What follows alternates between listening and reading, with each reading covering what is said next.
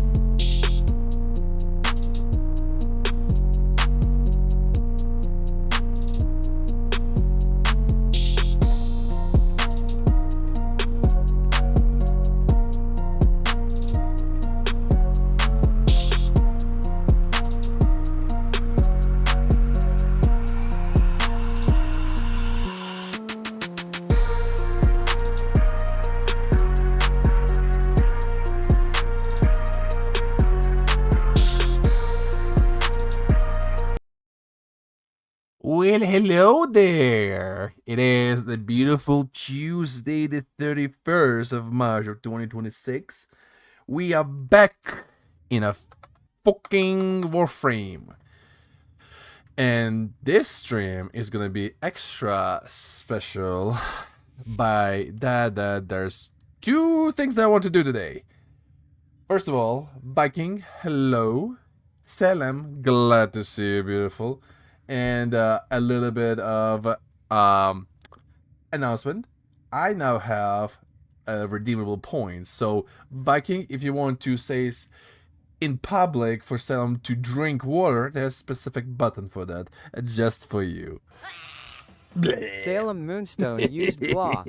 And that one will stay just for you too, Salem. So that's news number one. Number two. That one is a big one. This morning, it is a wonderful day today, like Caesar said in a Planet of Apes. Viking 2470 used nut. I got an email. Viking 2470 used nut. I got an email. Salem Moonstone used nut. I got an email. Salem Moonstone used nut. I will not be nodding that. Salem Moonstone used nut. I will not be nodding that much. So okay, here I go. So the beautiful thing is that I got an email this morning stating about a beautiful fact that I am now officially affiliate, which is an amazing news in my book, since for some reason, the dashboard was keep telling me I'm like one more day away for being officially even able to do it. But, big fucking but, I got the email, it's official. So, I'm happy. I already had 3 shots of fire water. Once again, 3 shots of the fire water. And I'm feeling myself quite alright. And what I've been willing to do today, since this day is so special, is one little thing. I wanted to go through all the frames in this game and rank them in basically what they good for. Because once again, in my eyes, everything is perfect. Every frame is good. Every frame is amazing. Every frame is useful. I don't see any bad frames at all in this game, at least as of today. So we about to go through this one. I don't know either I will go through this list alphabetically, or I will be going through this one by the choice of from the viewers. But here's the list. A little bit of understanding. Once again, this is not the portions on the left over here is not to say how bad the frames are. It's basically what they're good for. I will be ranking them based only on their basic abilities. No helmet, no changing the abilities. The section about this one will be quite interesting, just because I will be switching between the game itself and the table all the time, because I need to visually see and name the names of the abilities, because after playing this game for so many years, you kind of like, okay, first ability, third, fourth, but I would like to name them properly, in the proper, most efficient way, if that's okay, of course. And yeah, I don't know. I'm happy. Today is really is a good day for all of us. At least for me, it is a good day. But yeah, coming back to the actual table. Once again, I will be rating the Warframes on their basic abilities. Without helmet, the augments is approved in this one, since once again they doesn't change too much of the feeling of the actual frame or their positioning in this game. But I guess I will begin with this table alphabetically, going from Ash all the way down to Zephyr, and we'll go from there. If there will be a specific request coming in the chat, that will be perfect. I will be more than happy to get that frame specifically taken care of right away off the order. But let us begin. Ash, our perfect Ash main. He is his invisibility and damage dealing, as well as stripping, is very useful for any types of of any types of missions, but he's most useful in spies and survivals in both together. But mostly, I would say he is definitely more of the spy main. But there's definitely more frames down this list that can do much better. So just because of his Serene Storm, right? That's called the Blade Storm. My apologies. His Blade Storm and the ability to have an additional arcanes to it, because every kill with a Blade Storm counts as a finisher. It will trigger an arcane that permanently locks your melee combo till the rest of the mission. So basically, the melee crescendo is one of the best arcanes for the Shadow Clones Blade Storm, just because every kill is considered a finisher. It constantly levels you up on the combo multiplier by 6 per kill, and in combination with a Blood Rush. I mean that's a very funny numbers. That's a very funny number. So yeah, this frame is definitely will be going into my DPS or gun platform position in this case, just because how much damage, pure damage you can do through his Blade Storm. Yes, the invisibility part is amazing as well as teleport, but big but there will be more frames down the road that will show that Ash's invisibility is not that great for this one, especially considering the duration of it and the clunkiness of it. I'm sorry. I know the smoke bomb, the smoke bomb augment is very useful for this one, but at this point, based on what I have said and how I said it, he is definitely on a damage side. So next one, Atlas. Our boxer, our favorite rockman. He is a tank. All right. Let's be honest. If the rockman would be weak, he will not be the rockman himself. And on top of it, he punches like a motherfucker. Yeah, the punches are not fast, but they have a cone of effect. So everything behind their initial target will die from this explosion. I'm sorry, I will not be calling it as a punch. It will be a fucking explosion. And with his petrifying gaze, that just stuns enemies as well in a moment. And his passive that increases his armor per drop. You will not die with this guy. I'm sorry.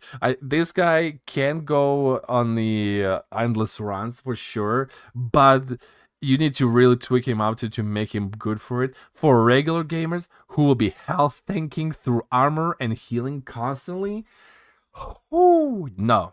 He is definitely a frontline. He could be a little bit quirky. I will not be giving him to like a good all-rounders, just because he require a lot of high-end arcanes and mods to make him sustained for longer, like arcane energize and the arcane shards to increase that basic armor to even make him even tankier.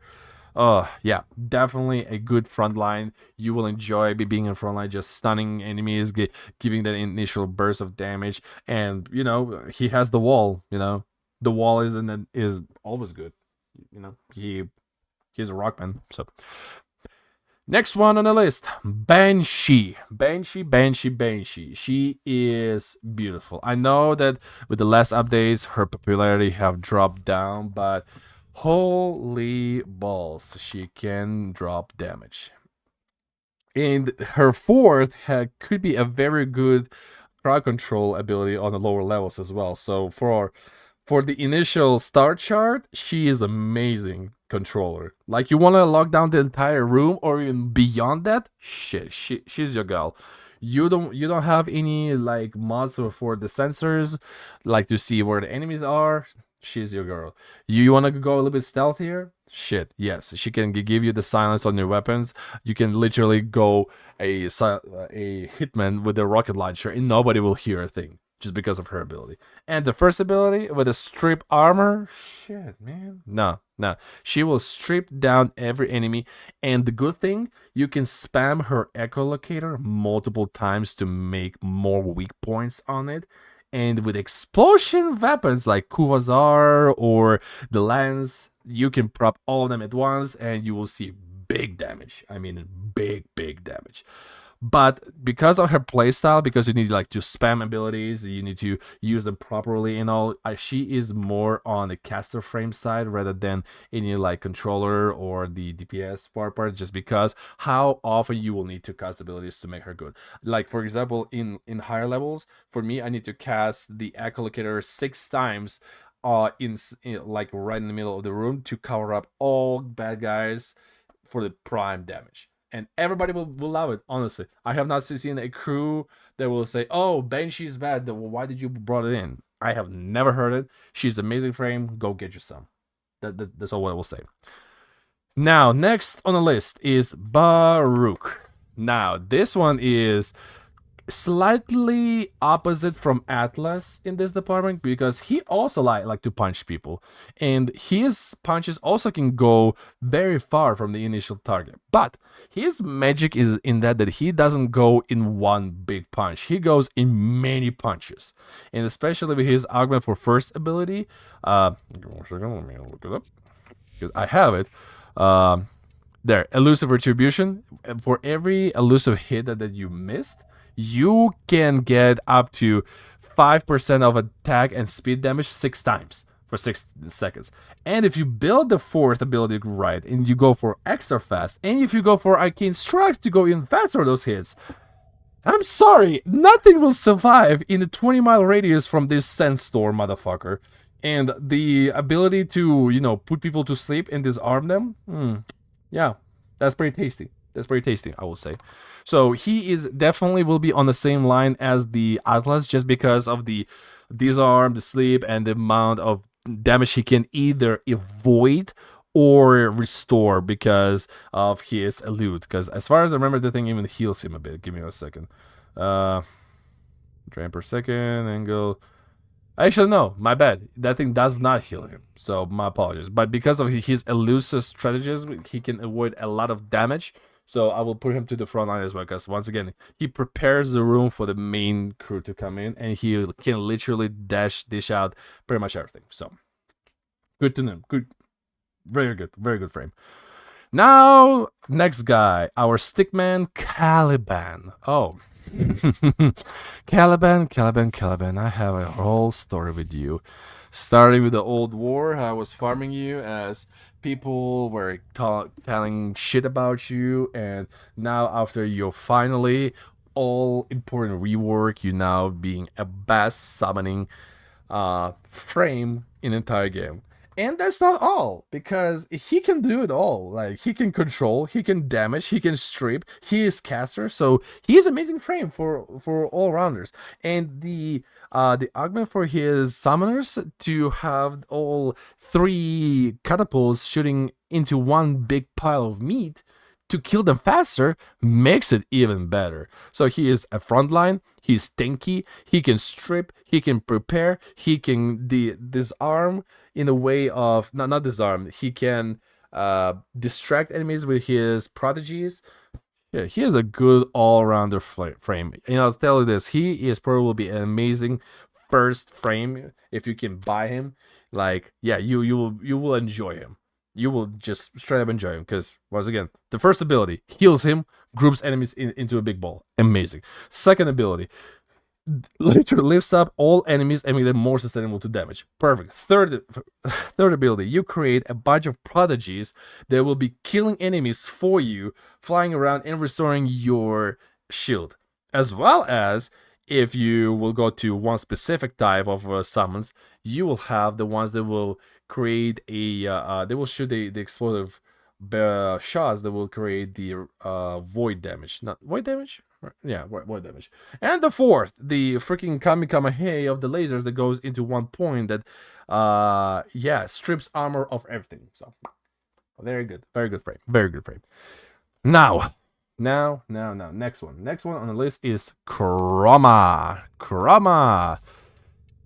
Oh, my man. Chroma being one of the first frames that I actually fell in love with, because he's technically a shaman, even though many people will call him a dragon type. I understand why. Don't start throwing your crocs into my face. He's technically looking like a dragon. He even have a skin as a dragon.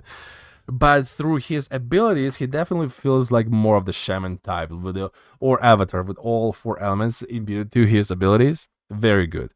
The only thing is he definitely needs to have some different rework for his first ability, because it kind of locks you in a melee style as play in a melee style gameplay, just because his first ability, literally you breath the air of a certain element onto your enemies right in front of you.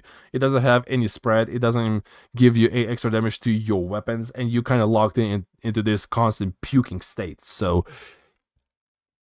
yeah, he's definitely either you build him through the weapon platform, you give him a big gun, he uses our blasting shit, or you just embrace the melee style and you start ripping it there. That's what I did. And I create a Za for him, specifically for him to have a vortex gray right in front of him to pull in all enemies in front of you, which is cherry on top.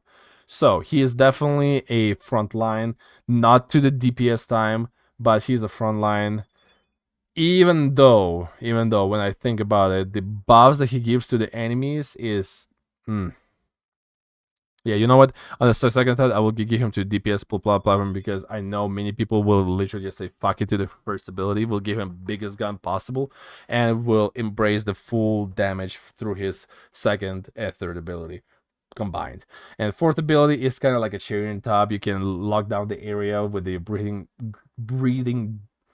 dragon that will spew out the flames on enemies and create area of the additional drops for credits, which is good, but could be reworked.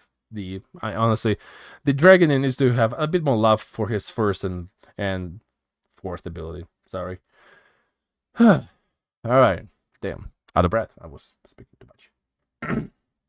So, next frame on the list is Citrine, the frame of love, the frame of care, the frame with an amazing story, and one of the most tedious farms of all. Unfortunately, I will say this: she wasn't bad in farming, but she was tedious.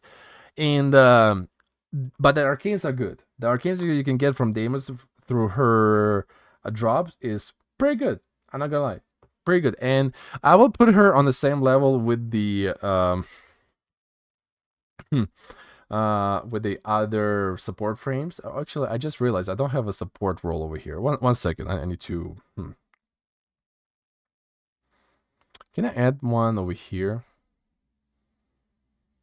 Add a row below. There you go. This one will be 4 supports. I just realized, because I don't have the entire column for the support frames. There you go.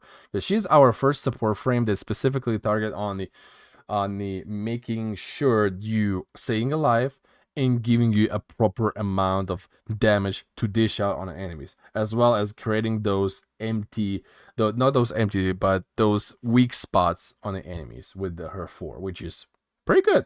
I will say this: she has a perfect combo: heal, power amp, and protection. And she can CC and may make enemies vulnerable. So she's perfect support. Perfect. If you can get her, fucking get her. She's amazing. Now, next one is Unleash, our British boy.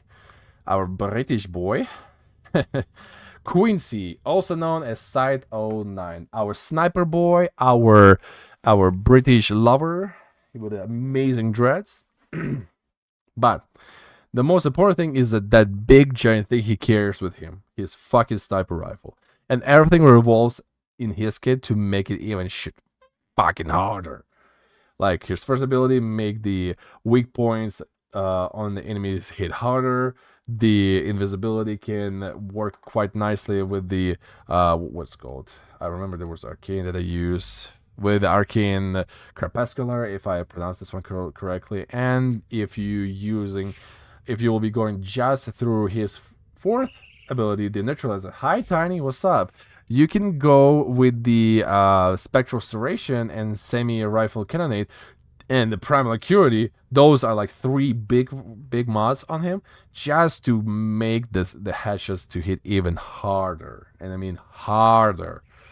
And yeah, being constantly invisible makes you less likely to take damage, and the ability to shoot enemies through the walls miles away but through pure skill of landing headshots, consistent headshots, makes him a perfect gun platform or DPS at this point. Because once again, you can kill groups of enemies far away before they even enter the room. He is amazing frame. Just perfect. Now, our horse lady, the Goth, how some people will pronounce. Arriving around the Halloween time, she was announced. Amazing frame, all rounder. But she's definitely more suitable for a gun platform just because of her third ability and the curse that she expressed through her second and first abilities.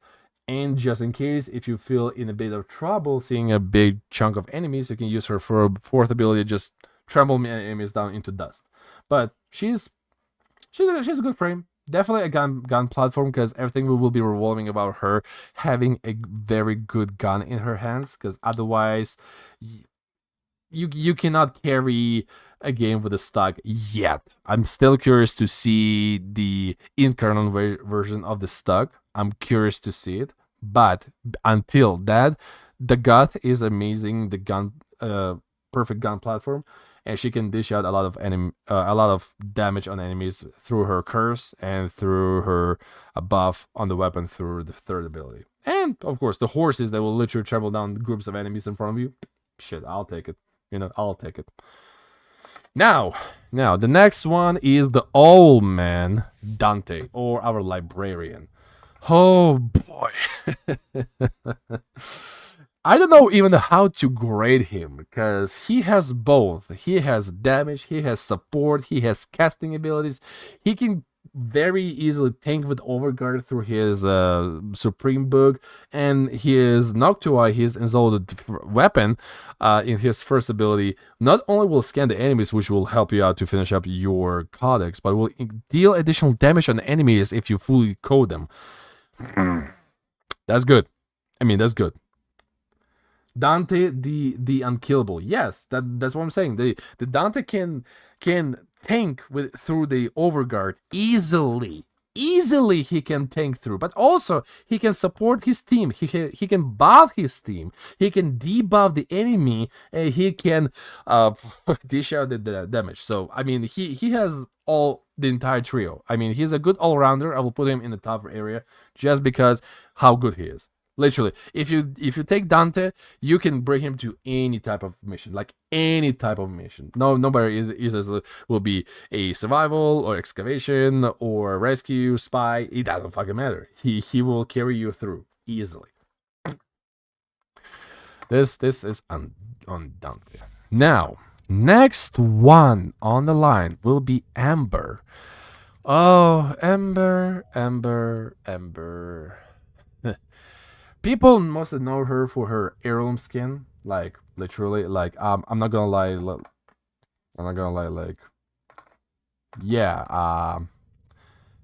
She got something very beautiful going for her with this heirloom skin. I'm not gonna lie. She got something very beautiful going for this heirloom skin. Something that stares right now into our eyes and all, but most importantly is play style, right? Again, the fashion is a fashion, but we need to focus on the actual playability because once again, one thing to look good and another thing to actually do good. So she is a primer frame. She can strip down the armor. She can make enemies vulnerable with the fire procs. She can give allies more damage through the augment on her first ability and can drop more orbs for health and energy through the augment on her fourth ability. She is a very good frame. She is a good caster frame. I will not be saying she is a good DPS frame. I will not be saying she is a good support, but she's amazing caster frame. The one that you'll be casting her abilities over and over again in order to get the proper result. Because once again, the shield from her second ability that gives you the damage reduction will be resetting every single time whenever you use your third ability to strip down the armor and cover up the room in fire. Amazing. The fourth ability literally brings the hell on earth with the meteorites on the heads of the enemies, which is, epic. Epic. Wish the thing to be dealing a bit more damage more rapidly, but you know what? I'll take it what I can. And the passive that it makes you having more ability strength with every enemy around you that having a fire proc on them. Yeah, yeah. It can escalate very quickly. Just be careful because her second ability is considered to be channel abilities, so using like Zenrik Fields to regeneration or even the energy pass may not work for you. You need to have either a couple of yellow archon shards into her to have more energy from the orbs, or arcane energize to substitute the energy issue with her. But she's good. She's a good caster frame. She's very good. Here, she's very good. Now Equinox. Oh, Equinox. She is a very interesting one just because, once again, you're basically playing two different frames. If I will be like considering two different parts of her, I will be putting the dark one into the damage because of the fucking stripping, no, not stripping, the shredding that she can does, and the light one into the support because of the health and not health, shield regeneration and the slowdown on enemies. Like, but as all, she's a good all-rounder. Once again, if you don't know what kind of team you have for that long survival or whatever, you can bring her over. You can flip flop on the fly. If you see your team doesn't have that much of damage to sustain the killing of the enemies, you can switch out to your night form and just shred those fucking fucks, piece by piece. Or you can go ahead and switch out to your supportive form if you see that your team is actually doing good. You can easily just give them more ability strength and the shield regen. Just killing people in the background. Why not? She's a good all-rounder. I will not be putting her into a all-rounders for beginners, but I will be putting her for specialty frames because once again, she is the one you need to understand which one you need to be at the moment. Because yeah, it's like you need to think before you actually, keep using the abilities. Now. Next one is on the line is the Excalibur. One of the first frames that you've been given by the Lotus in the beginning of the journey. One of the few that is considered to be a beginner friendly just because how basic he is. Once again, he has a good crown control. He has damage up their ass with his fourth ability, especially with his augment for the chromatic blade. And the blind that you got with the finishers, shit, that's good. And if you get Umbra, shit, you can literally tag team that one. I will not be giving too much spoilers, but with the Excalibur Umbra, you can tag team very nicely. So, where I will put him, I will say he is good for beginners. He is a good all-rounder. He is very good for beginners. Not gonna lie. Folly. Ah, yes. The latest addition to the roster. The Folly, our artist, our ink maiden and all. Our woman of choice. She is amazing, not just in the looks, but in what she does. She is definitely a caster frame because of her the way how she uses her abilities. You need to spam the abilities to maximize the efficiency. So a couple of the Archon yellow shards is required to have that fast triple barrel combo on it so you can move on to the next target. So but she also have a great survivability through her third ability, and the fourth ability has amazing crowd control. And the first ability, I feel that ability could be redone a bit just because that mobility is honestly feels a bit clunky. I'm not gonna lie, that feels a bit clunky. You need to aim either at the wall or on the ground far away from you so you can teleport. You cannot again drag and point where you want to go, because once again, I'm playing the game on the controller. I'm not playing the thing with the mouse and keyboard, so for me doing those precise shots is very hard. So, and doing that just from ability is kind of meh.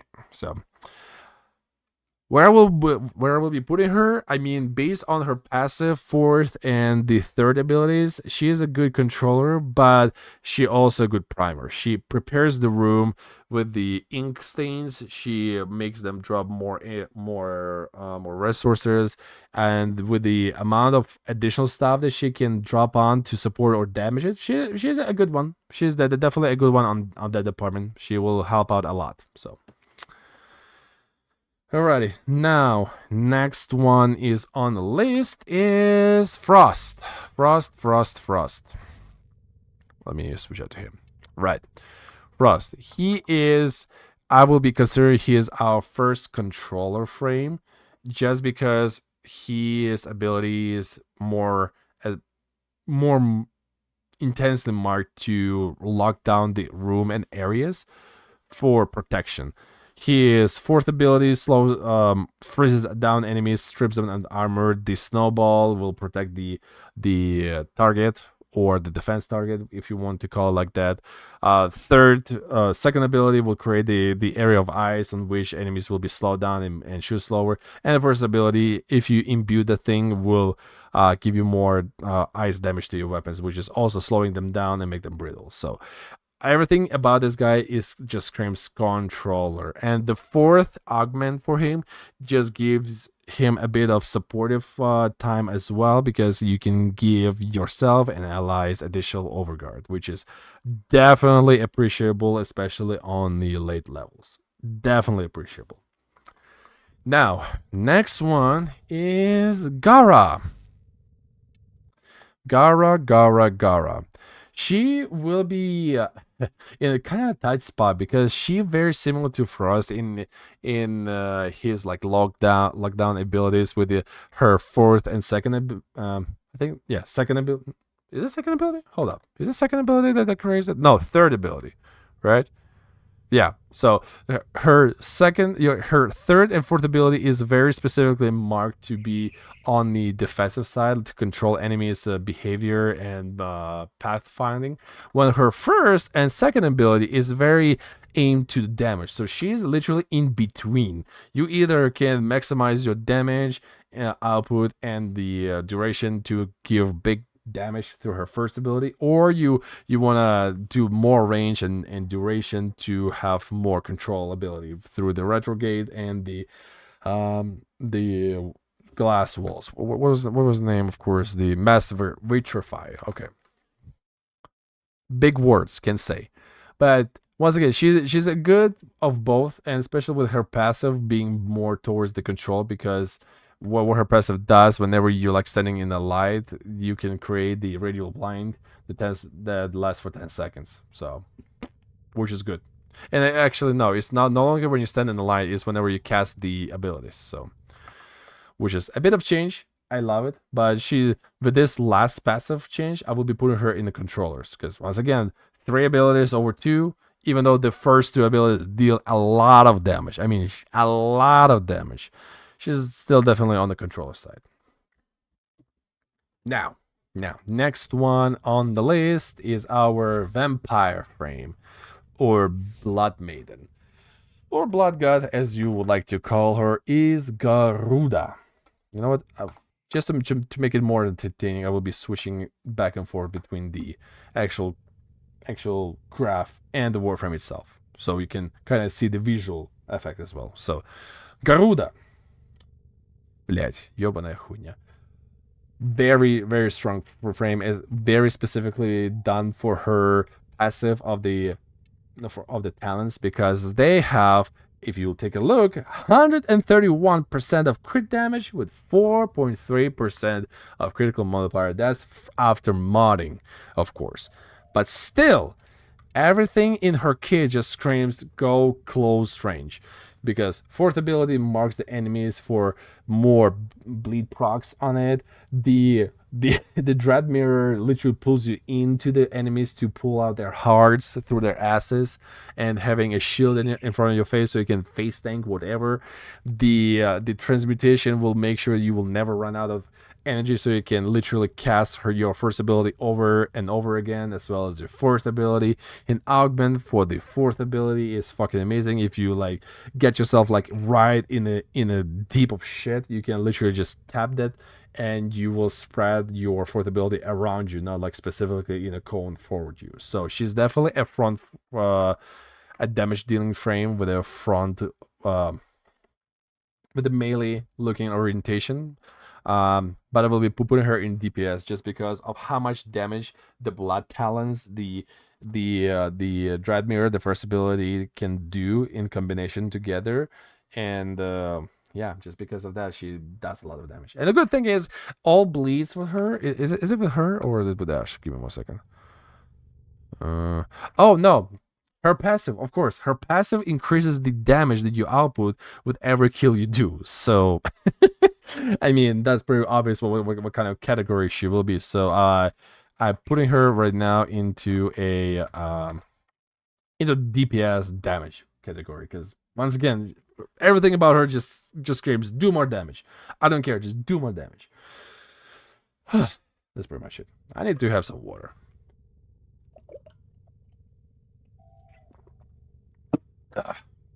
Water. I love water. Water. Because I've been talking for too much, and now my throat hurts. So, meanwhile, let me switch up to the next one. One of our fun favorites, Gauss. Our speedster is definitely one of the fun frames to play with. I will not be calling him the beginner friendly because there's a lot of finicky stuff happening with his passive and the red line and the how to make him good through the third ability. Like, yeah, he's a bit finicky, but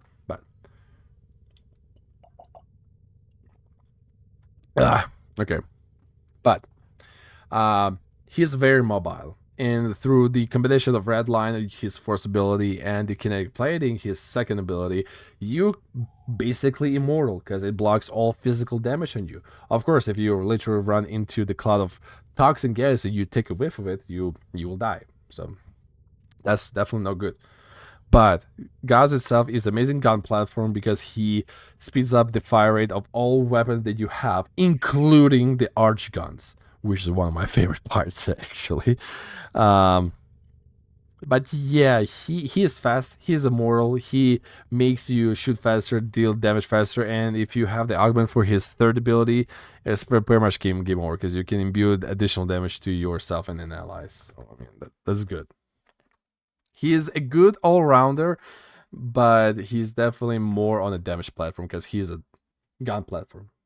Through many ways, he's a gun platform. So my apologies. And now we go to his friend. So the next one is on the list is Grendel. And I'm gonna put him in the front line for many reasons. The reasons are many, by the way. Where's Grendel? There you go. So Gauss and Grendel are eat and run tag team, and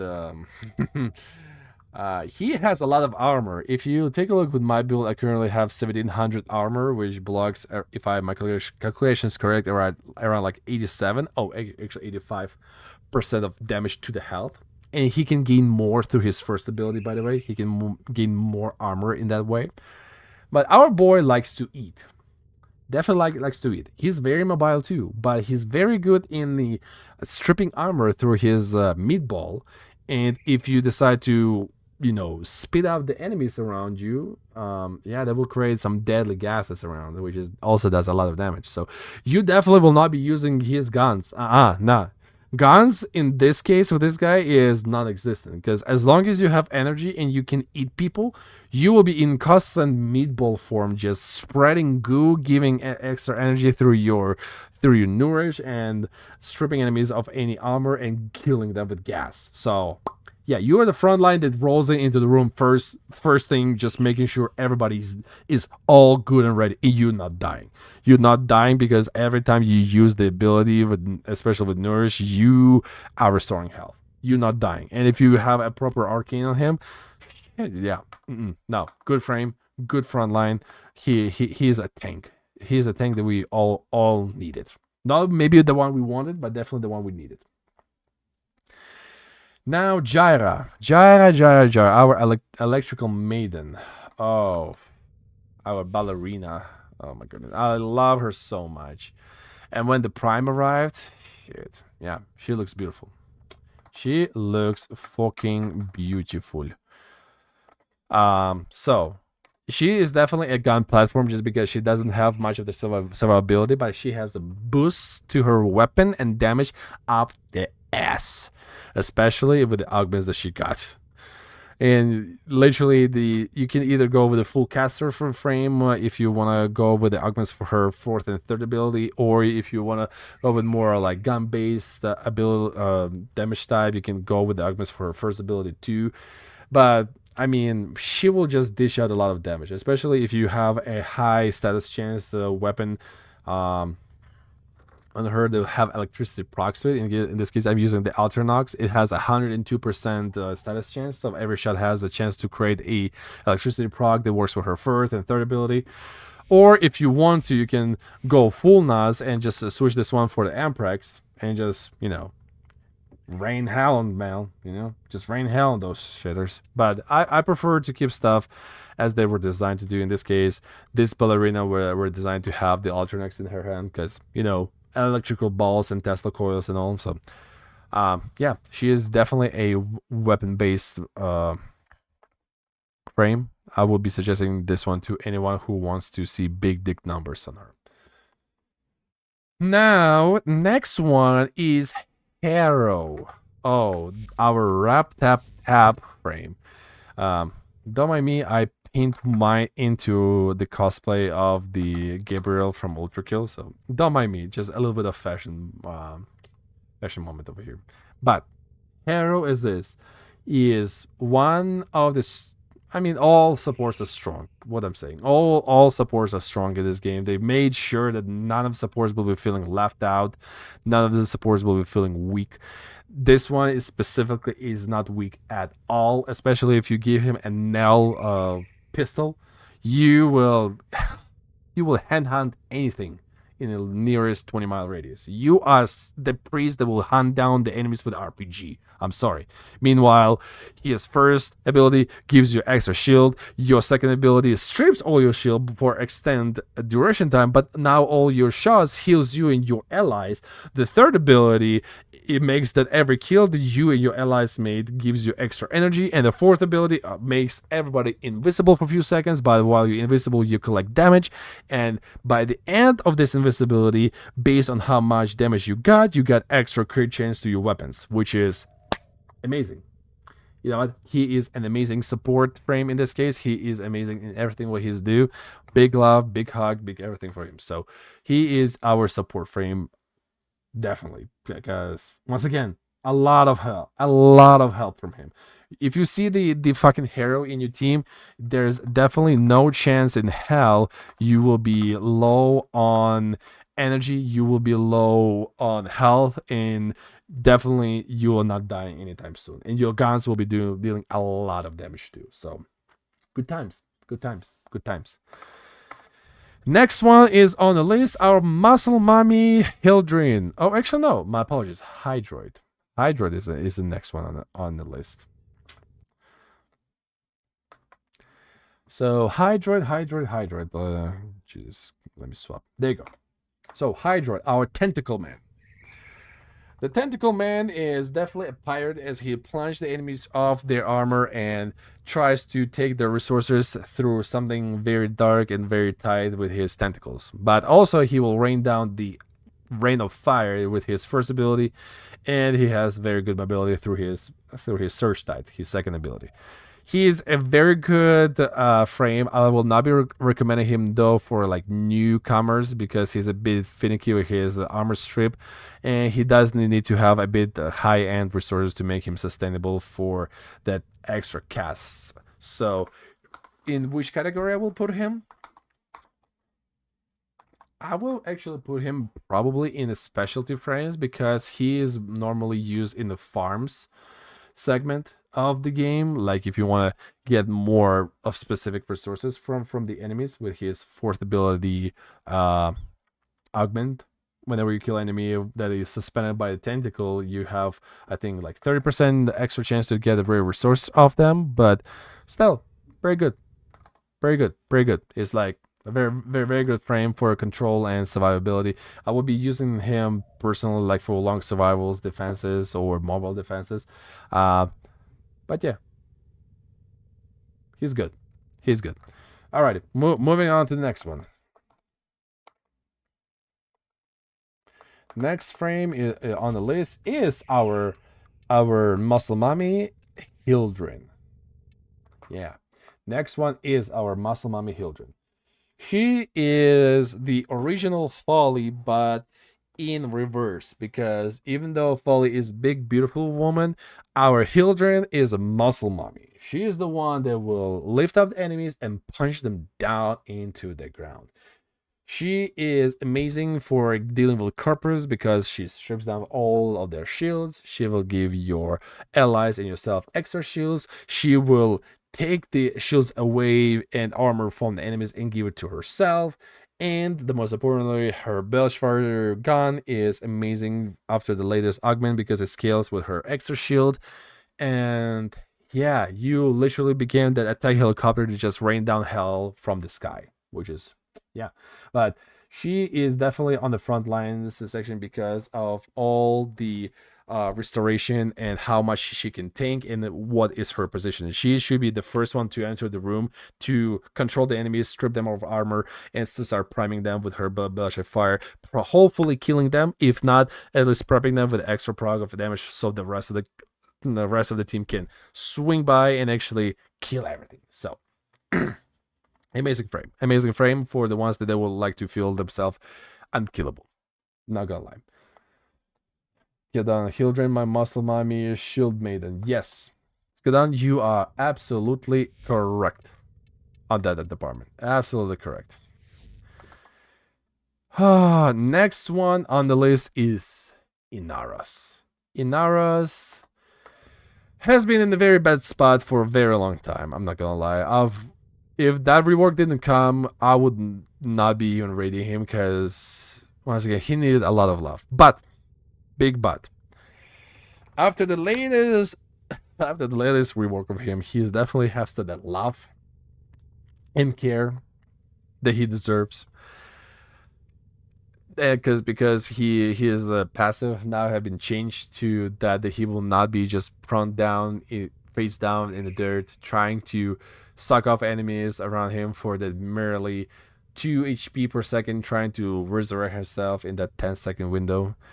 And the Scarab Storm with a Sandstorm now has the ability to create some kitties around you that will spread the armor stripping aura around him.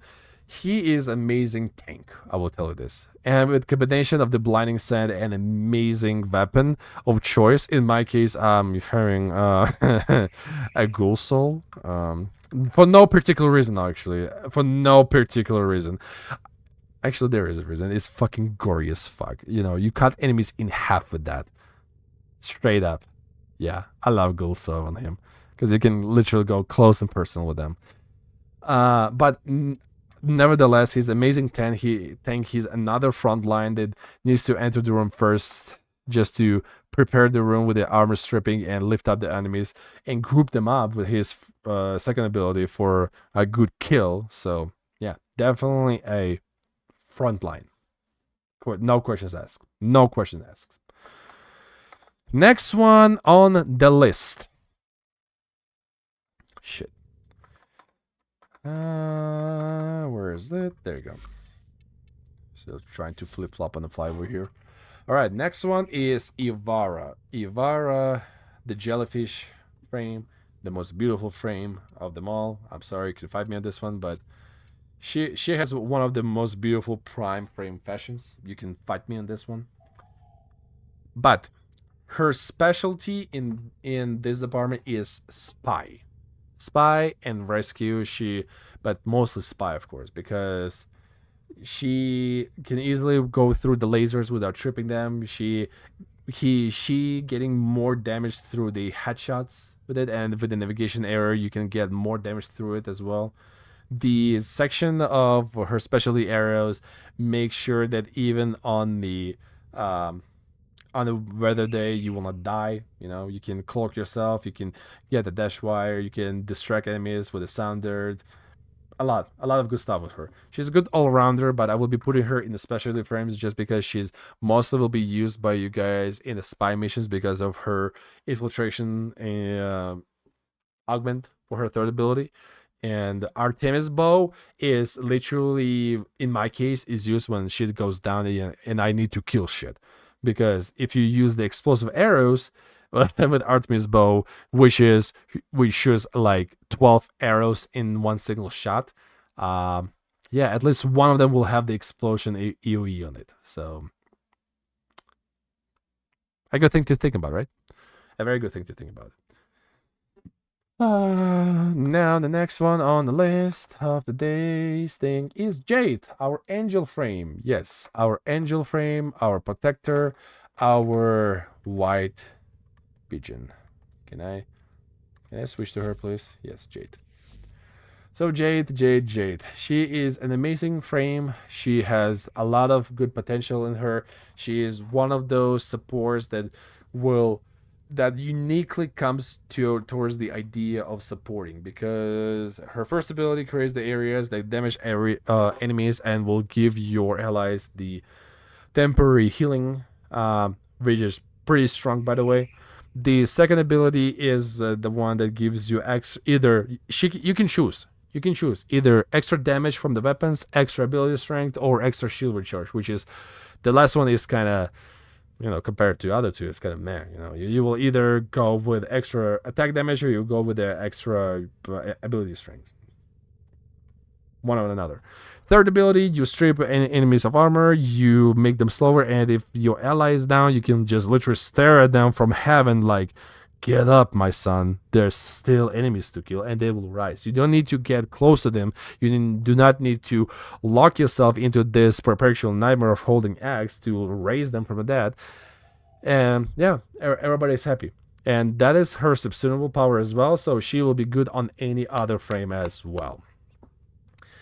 Now, and her fourth ability, just like with the Ivara, is used when you need to kill shit. But you can literally stay in it all lower you can. But in my case, I like to use the thing whenever I see a giant group of enemies, or whenever I use the Harmony set, because when she came out, an amazing set of brain work, an amazing set of weapons have come out. And then whenever you use all three of them, you use their specified perks, you can trigger the Harmony song, which is like gives you the extra reload speed, the multi-shot, and status chance for over a minute, if you do it properly, of course. And it's actually pretty dope, I'm not gonna lie, because you can focus for first 30 seconds getting all those three weapons to activate it, and then swap to your fourth ability and just rain down hell on poor schmucks. And yeah, compared to how much supporting energy you can get from it, is pretty dope. If you play her correctly, you will be one of the best supports in game. Once again, healing, damage, multi-shot, reload shot, status chance, shit, you good. You good.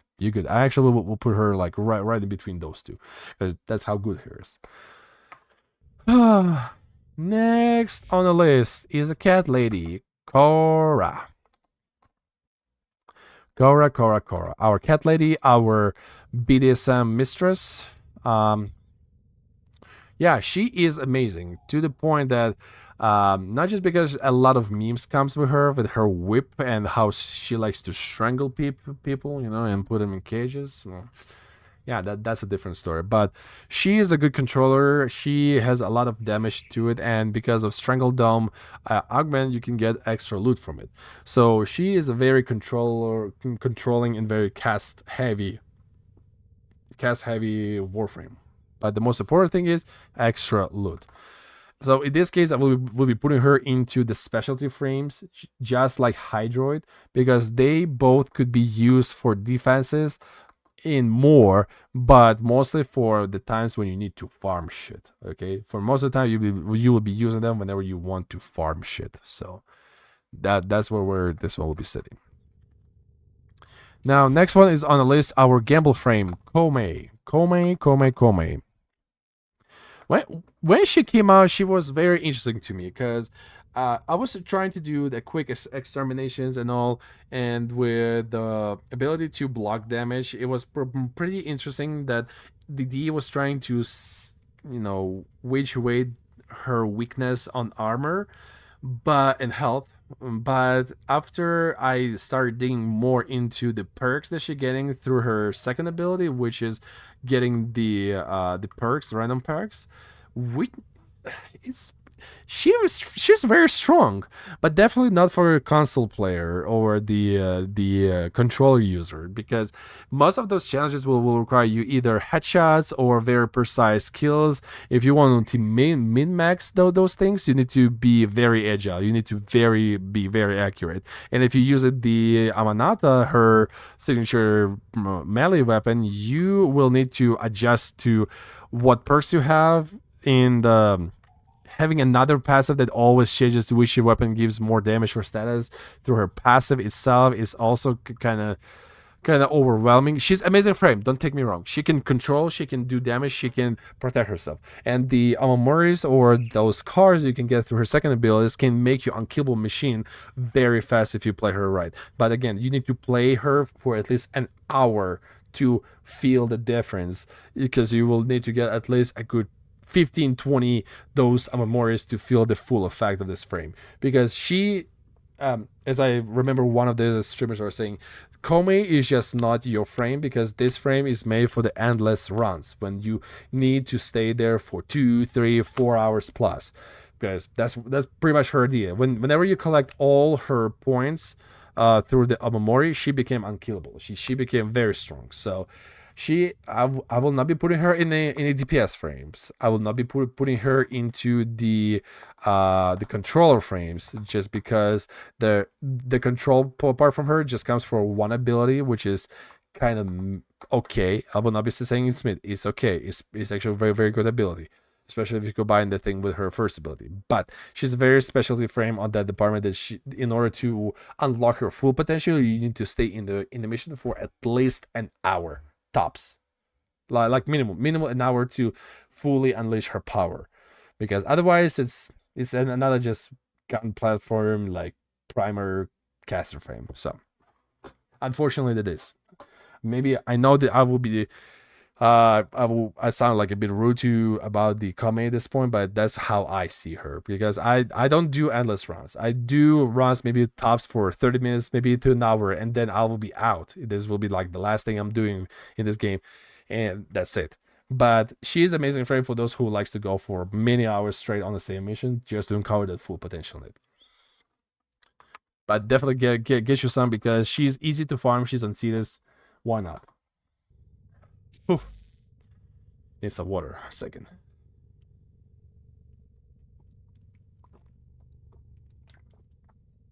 Ugh.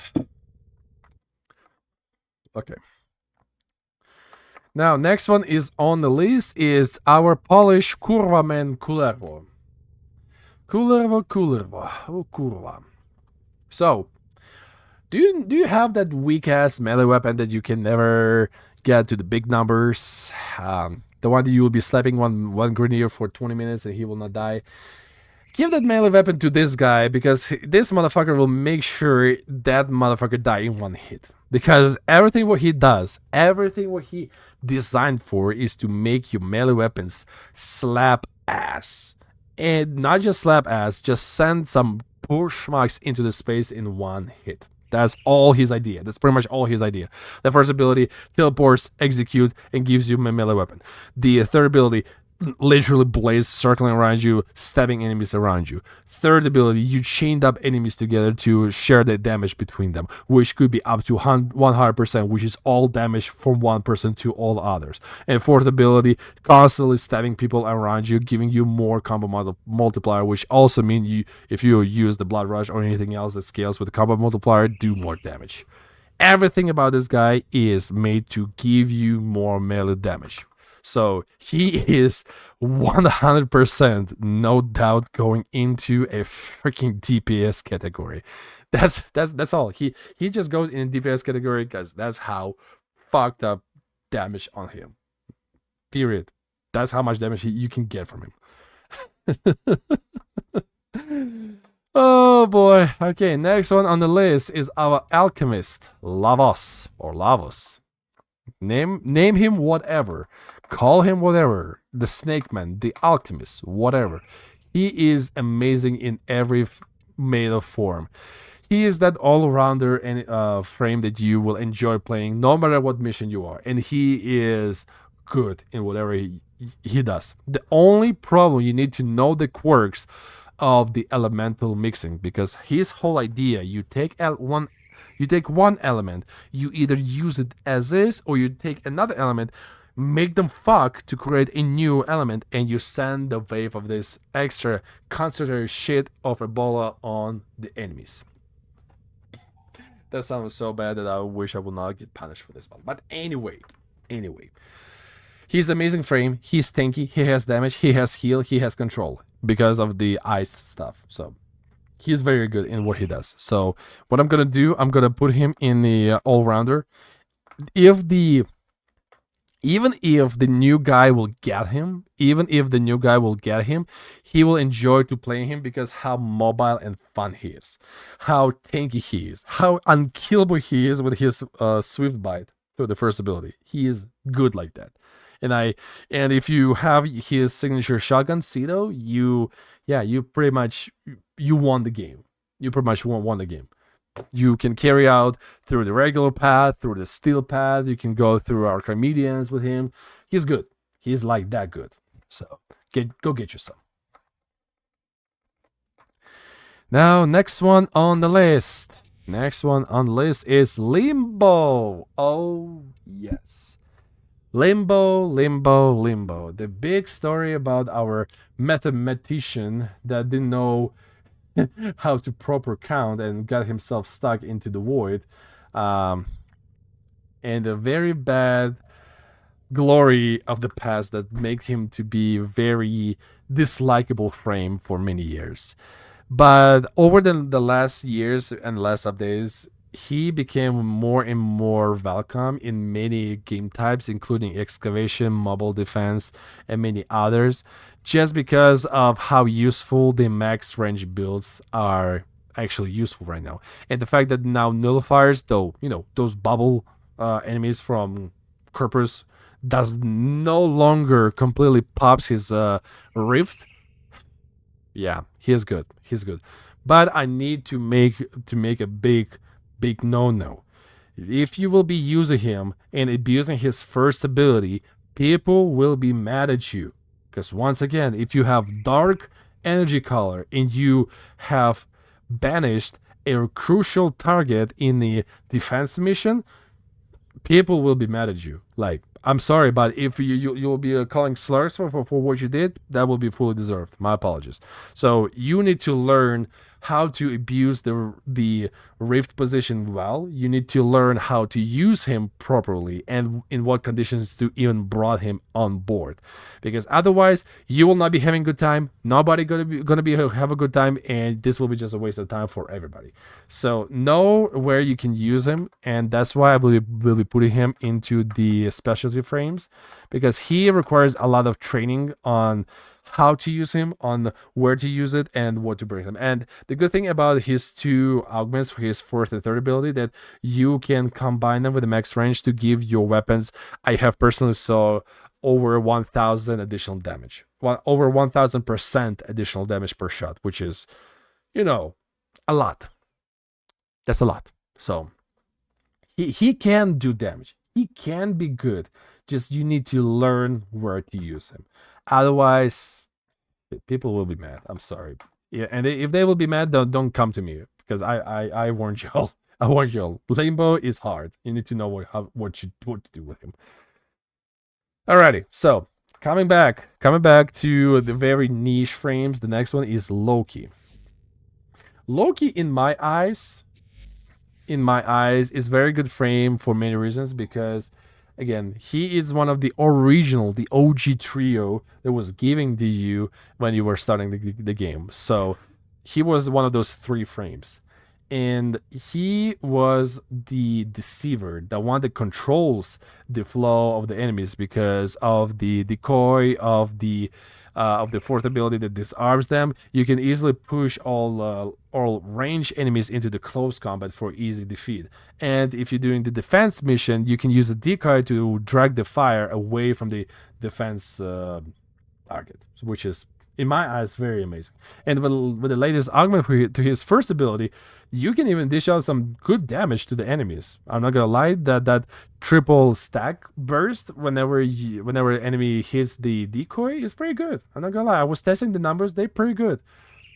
So Loki is good. It's just another benchy moment whenever he is currently in the shadows of non-usability. I know he's not good in against the Eximus units, but neither is many other controllers. But he is definitely a good controller frame, and the invisibility just gives him an extra layer of survivability. Because many will fight me saying that, oh, invisibility is the best way of survival in game. To what I say is kinda, but also no, because there's other forms of survivability that also could be enjoyable. It all depends on how you want to play the game and how you want to feel about it. So if this being said, Loki is amazing frame as is. Again, no augments is necessary to him.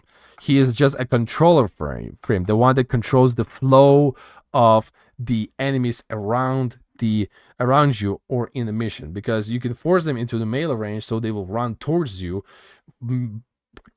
literally running towards you for their doom, or you can make them run away from the defensive target. So he is a controller frame. You will not be able to see a big damage from boosted weapons with him, because once again you need to give him already a good gun to do big damage, or give him a good melee, because his switch teleport is pretty good. I know it doesn't execute them, but it can get you closer to the group of enemies, which is pretty good. I'm not gonna lie, but yeah, Loki just like others needs, just like Chroma, needs to be revisited, properly revisited, because their kids could be a bit old. I'm sorry, their kids could be a bit old. So hopefully the reworks are coming, and the reworks will be good. We'll see about that. Okay, next on the list is Mac. Oh, Mac. The beautiful Mac, the Aoi from the 1997, 1999. I'm sorry, 1999. There you go. She's beautiful like that, and she's amazing beginner frame. I quite happy that they decided to put her into the original squad, because if the person kind of like knew the idea or played any kind of like shooter looters, she will be an amazing addition, first addition to the family. Because a lot of the single target damage, she can polarize the room by shredding a bit of armor and making those little mines with it. She can control the enemies by pulling them towards her or lifting them up and crushing their palaces with her gravity well of force. So she is good, she is very good frame. She is very well balanced. She's definitely on the caster side, damage side. So to say that she will be more of the DPS, maybe single target DPS, but most importantly, she's a caster frame, because she's heavily dependent on that spam of the abilities, like her third ability, her first ability. She's very dependent on it. She needs to know how to use the second ability, which will suck in all enemies together to create more damage from the weapons. And the fourth ability, of course, is a good thing. So she's definitely on the caster side. Go get you some. She's good. She's a very good frame. Now. Next frame on list is Mesa, or Misa, as some people will say, especially considering the last reel, her heirloom. God damn, she will be popping very nice. I'll tell you that.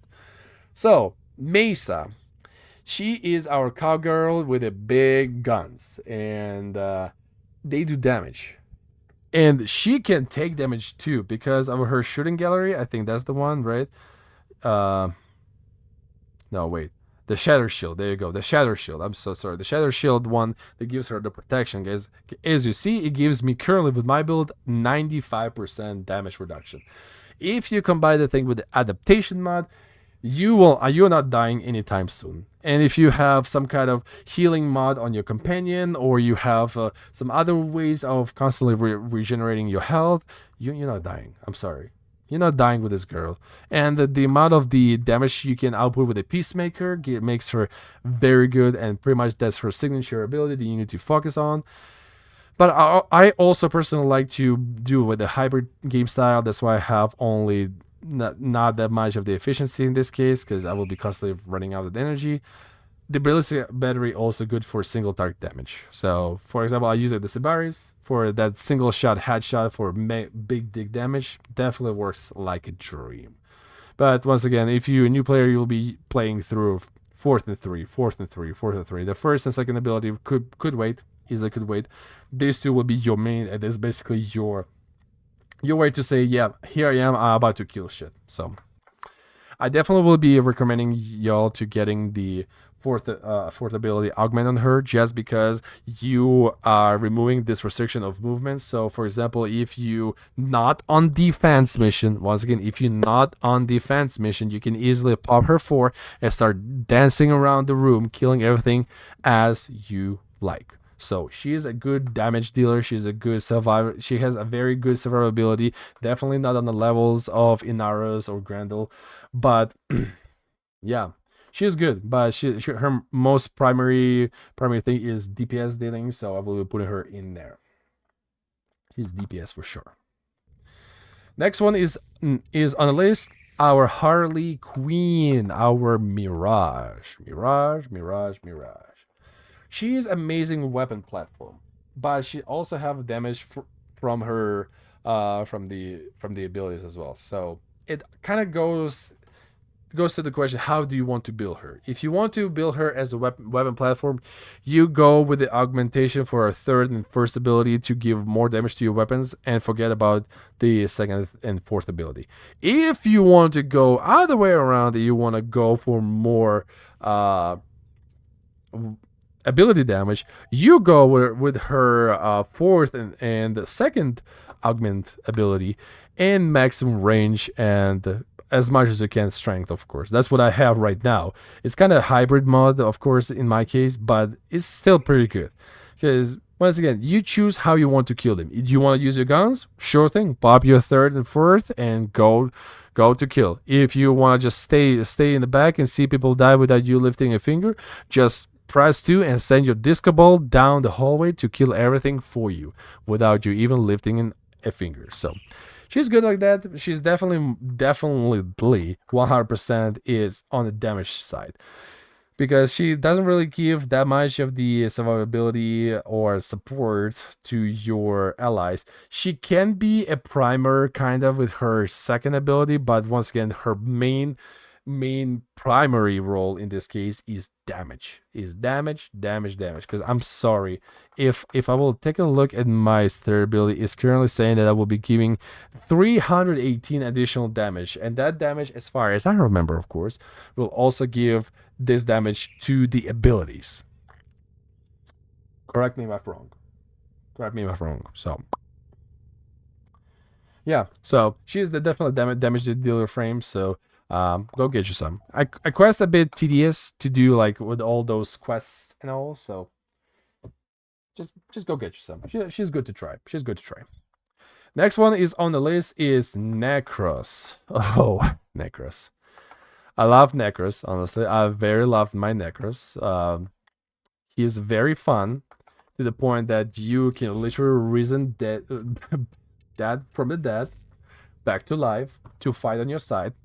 And with the increased disintegrate through the augment, you can get extra drops as well as extra damage resistance with the 4th augment. That's good. And then if you get the augment for his fear, you can give enemies a bit of slow and strip armor. Yeah, this man strips armor by making enemies piss their pants. Take it as you like. I mean, that's the god of death, so figure. Figure. He is very interesting frame in many ways of possibilities. He is very unique in the way how he plays it, and I will be putting him actually not in the area where the Caliban right now is, because once again he doesn't have that much of the damage boosting or supportive abilities. I will be putting him into the specialty frame, because just as a Hydroid, just as a Korra, he is basically used for the resource farming. The more resources you need, you just pick your play style. You want to just go ahead and whip the shit around, you go Korra. You want to put tentacles up somebody's ass, you go Hydroid. You want to bring the dead homies to work for you, you go Necros. It's basically the how do you like to approach the game, and this game gives you massive opportunities how you want to do this, just massive opportunities. So next one on the list of today's roster is Neja, our fireboy from the mythology. Don't say the F word in the chat. Trust me on this one. D doesn't like if you use that word about Neja. So, but he is amazing for fire spreading, the controller frame. He has the damage reduction, the fire spreading, and the controls. So, this question is pretty easy. He is the tank frame. He needs to be the first one in line to go into the room, spread the fire, make control, suspend enemies, and make the room for others to come in and finish up the job. Even though he has the damage from his augments on his fourth ability and the flame walk to do the thing. And yeah, by the way, the flame walk can actually do a lot of damage. Surprisingly, it can do a lot of fucking damage. Also, just realized my mic was speaking all this time. Shit. My apologies. I did not want to scream your ears out. Shit. They still need to learn a lot. Still have to learn a lot. Let me do just a couple more adjustments. Okay. 1, 2, 1, 2, 1, 2. Okay, should be good. So, okay. So I put Neja into the frontline section over here, which is amazing. Because he's good. Once again, he's good. He is good for many mission types. He is the one that goes into the room and fucks up everything. So just whenever you see Neja, just let him do the thing. Let him go into the room, put some spears up somebody's ass, let him enjoy. Now, next one is on the list is Nidus. Oh. Nidus. The infectious frame. He is the one that had me in the very tight locks with his farm of the regular version, not Prime. The Prime was actually super easy. The regular version was fucking bullshit. I'm sorry. With that infestation reclamation mission, yeah, that can suck a dick. I'm sorry. Well, I will be honest with you guys. That one in particular can suck a dick. Sorry. But as a frame himself, once again, he is a front line. He can control. He has a big health, big armor. He is the one that needs to be first to take damage and control. He has a lot of healing for his fourth ability, and he can get more girthier and more dangerous with his first ability and stacks. So keep that one in mind. Keep that one in mind. And also, if you have the augment for his third ability, you can get even more girthier because it scales with a number of stacks, I think. So, yeah, take it as you like. But he's definitely a front lane. Definitely a front laner, the one that needs to be in front, collecting stacks and killing shit. So, take that one as you wish. Next one on the list is Noko. Oh, once again, our latest addition to the family. Because we had Folly before, and now we have a Noko. Where is it?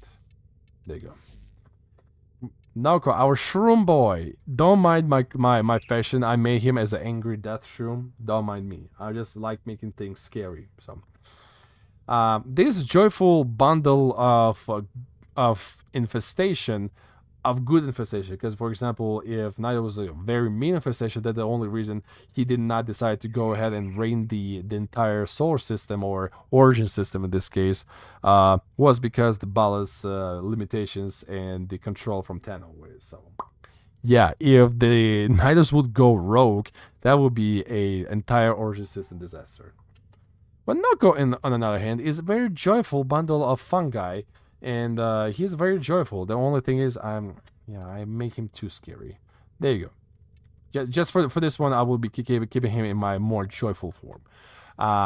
He is a caster frame. He is definitely on the damage. He has a lot of damage, but you will need to cast a lot. Like, you need to cast a lot of abilities. First one spreads that damage, puts people to sleep. Second ability gives energy, gives you and your allies additional ability strength. The third one, literally your no death escape card. Whenever you see you getting hit hard, you just press 3 and just go to sleep. You don't go to sleep technically, you just shrinks yourself into a small fun guy like that one that jumps in the back. You see those guys with the big butts? Yeah, those ones. And the fourth ability, if you see a big group of enemy, just toss the thing in there and see as everything dies. Yeah, pretty much. So, but he is a fun guy. He is the caster frame. So, yeah, go get you some. He is very fun. He is very fun. He is very strong. So he goes to the casters. No. The next one on the list is Nova. Oh, Nova. We love Nova. Everybody loves Nova. Nobody will be complaining if you have Nova on your team. She is perfect. She has self-sustainability with the Neuron Stars to make sure you don't get too much damage. She can nuke the room with her Proton Star. She can get the fuck away from the open spaces with the teleporters, and she can either make you go faster or slower with the fourth ability. Not you specifically, but the mission, by boosting their move speed or slowing them down. Either the case, they will be primed for killing. So she is definitely that primer frame, the one that needs to stand in the back and just make sure that enemies are well prepared for the killing. That's all what she does. She makes sure that all enemies are well prepared for the killing, and she have the tools to get the killing done herself. So pretty much she is the primer frame in this case. There, I already put her. I just forgetting to switch between the fucking screens. My apologies. Next one on the list is Nyx. Oh, Nyx. Yeah. The controller frame. Yes, the controller frame. This one is literally the lady that will mindfuck you entire crew from afar. She can literally go invisible with her fourth ability augmentation, but what I like the most is the augmentation of her first and third, because that's where her true nature comes in of the controller frame, because you can literally make the entire room fight each other. I'm sorry, all enemies will forget about you. They will start fighting each other, and you can pick one per schmug and make him your slave for a certain amount of time. I think in my case it is 92 seconds. So for an entire minute and a half, you will be an owner of your personal pet that will be dealing a lot of damage. So keep in mind, the full impact from this ability will purely reflected from the target you choose to enslave. Let's put it like that. So he's definitely a controller frame in this case. So let me put her in the controller slot. There you go. Next one on the list is Oberon. Ooh. The latest update or rework on him slaps hard. I'm not gonna lie. Oberon was one of my longest frames that I was maining and enduring. Even more than Rhino. I'm sorry, even more than fucking Rhino. I loved Oberon for more than Rhino. And Rhino is my very long-standing good frame. I'm sorry. I was very, very, very in love with him. But Oberon definitely overshadowed him because he is good. He is good. He has control. He has armor strip. He has the status nullification. He has an amazing Eximus Unikiller machine utility with his first ability. And if you have the augmentation to his first and third abilities, which first one gives you more radiation damage to your weapons and your allies, and third one literally gives you a no you card for any time you die. Of course, there's a cooldown, but still, if you die, you getting revived. This guy is amazing, and his passive. I'm sorry, you getting invulnerability for 3 substantial attacks every time whenever you pick up health or energy orb, or is it just health orbs? Give me 1 second. Is it just health orbs? Health orbs, only with the health orbs. So I mean, that's pretty good. That's pretty good. He is a very, very good frame. I would even put him as a beginner friendly, just because he's easy to understand. He is very easy to understand in a way that you stand in the grass, you see big units, you toss them into the cooker with your first ability, and you press for if you have a lot of schmucks around you. And keep your third ability ready, like running all the time, because it gives you and your allies extra armor whenever it's active. So he's good. He's that good. He's good all rounder in this case, because again, he supports, he strips, he kills, he protects. He's pretty good. Because the reason why I say he protects, because his grass, his second ability gives enemies the radiation stacks, which causes them to start attacking each other, just like Nyx's third ability. Pretty good, right? Pretty good. I love it. I honestly love it. Moving on. Next one is the music frame Octavia. The destructor of the right corner of your screen with the mouse. She is amazing. Like, if you're lazy ass but you want to be useful, pick her. Again, she doesn't need much. Just press all your abilities, make sure they're running along. Squat down, jump down a couple of times from here and there, and you're good. Once again, she distracts, she destroys, she gives buffs. She's good like that. I mean, she's amazing for beginner frames. So I will be putting her into all rounders as well. She's good for beginners too. So if you want to enjoy a good support life and having some good damage and control ability, yep, that's the one. Just enjoy your life, I guess. That's the whole idea with Octavia. All right, let me put her in. Did I put her? Yeah, I did put her in. Good. Next one is on the list is Protea. Protea frame. Yes. Protea. She is the one that likes to unwind time, set dispensers, and set traps. She's basically your... Oh, wait, I completely forgot. Hold up. I've completely forgot. You know what? Let me go with... Let me go through Protea, because I completely forgot about the Araxia. I completely forgot about Araxia. I will need to come back to Araxia, because alphabetical order. Sorry, I forgot about her. So Protea, she's amazing in a way that she can do a lot of things. She can give buffs to your allies by dispensing orbs, ammo, energy. Very good. She can gives them an extra shield from her first ability. Also good. But the most importantly, she can do armor stripping with her augment on the fourth ability, as well as dishing damage through her second ability and blast from the fourth ability. And with the fourth ability active, you're pretty much not dying anytime soon, because you rewind time whenever you die. So she's good. She's very good. Do you consider what she is? I would say she's a caster frame. For many reasons, because you will literally be casting a lot of spells. Using a gun in this case is optional, because your abilities will be doing all the work: stripping armor, dealing damage, giving energy, saving your ass. So that's very good. And her passive makes sure that every fourth ability that you cast gets a additional 100% ability strength. Yes, every fourth power cast is granted 100% ability strength. So she's that good. She's very good. So I'm putting her into the caster section just because of her playstyle. You will be needed to cast a lot of shit just to make her good. So, I mean, that's good. Also, I forgot about Araxia. I will need to add a little icon for Araxia, but I will quickly talk over her. Once again, she have been added not that long ago, but definitely not as newer one as the Noko or a Folly. So this spider lady, yes, spider Sam.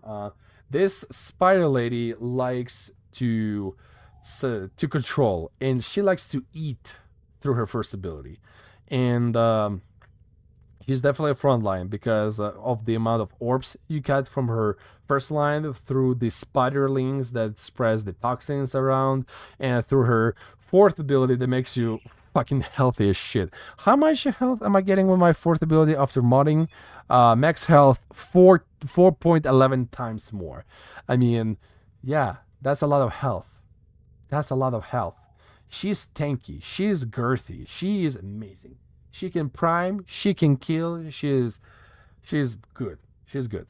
Definitely, I will not be putting her into all rounder frames, but I will be putting her into a front line frames through because of the second, third, and first abilities, which literally makes you to control, make them weak, and drop orbs for yourself and your allies.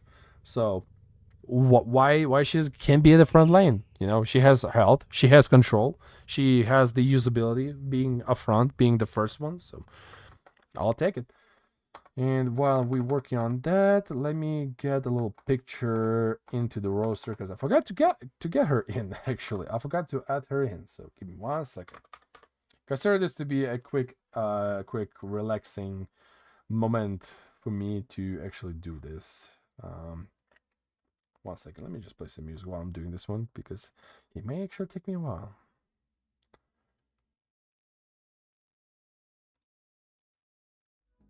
There we go. Yeah, just give me 1 second. I need to add the Oraxia portrait into the into a roster.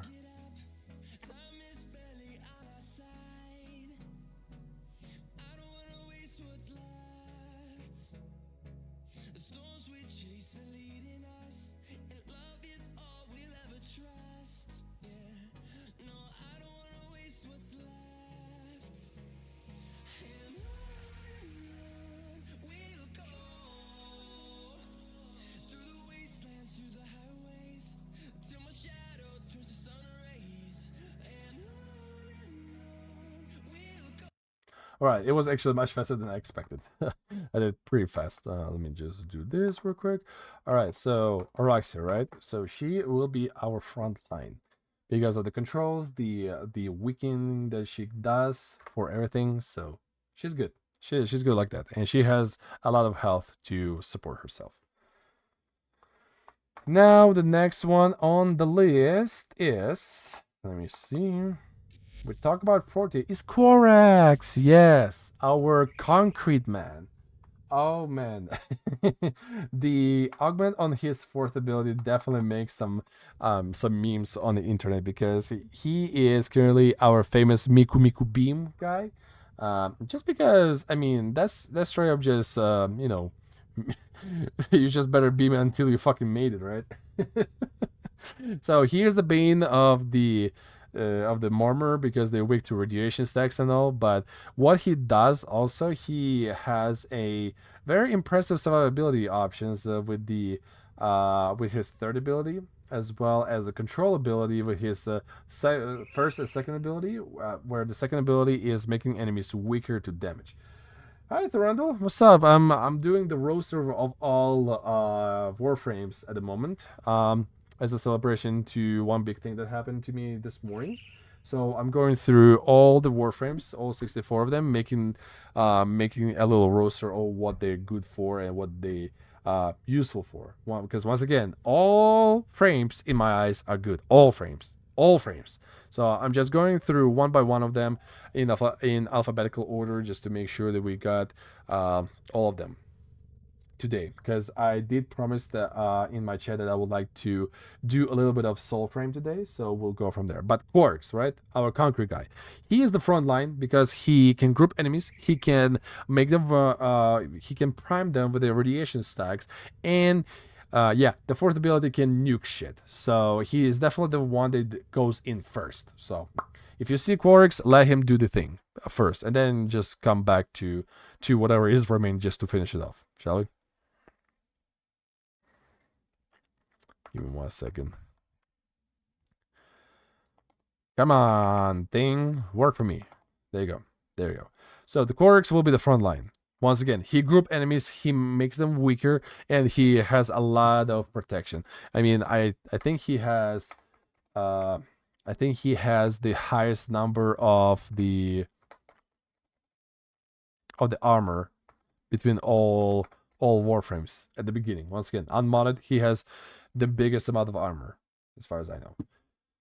Next one on the list is, let me check, is Revenant. Right, our dancing queen kind of guy.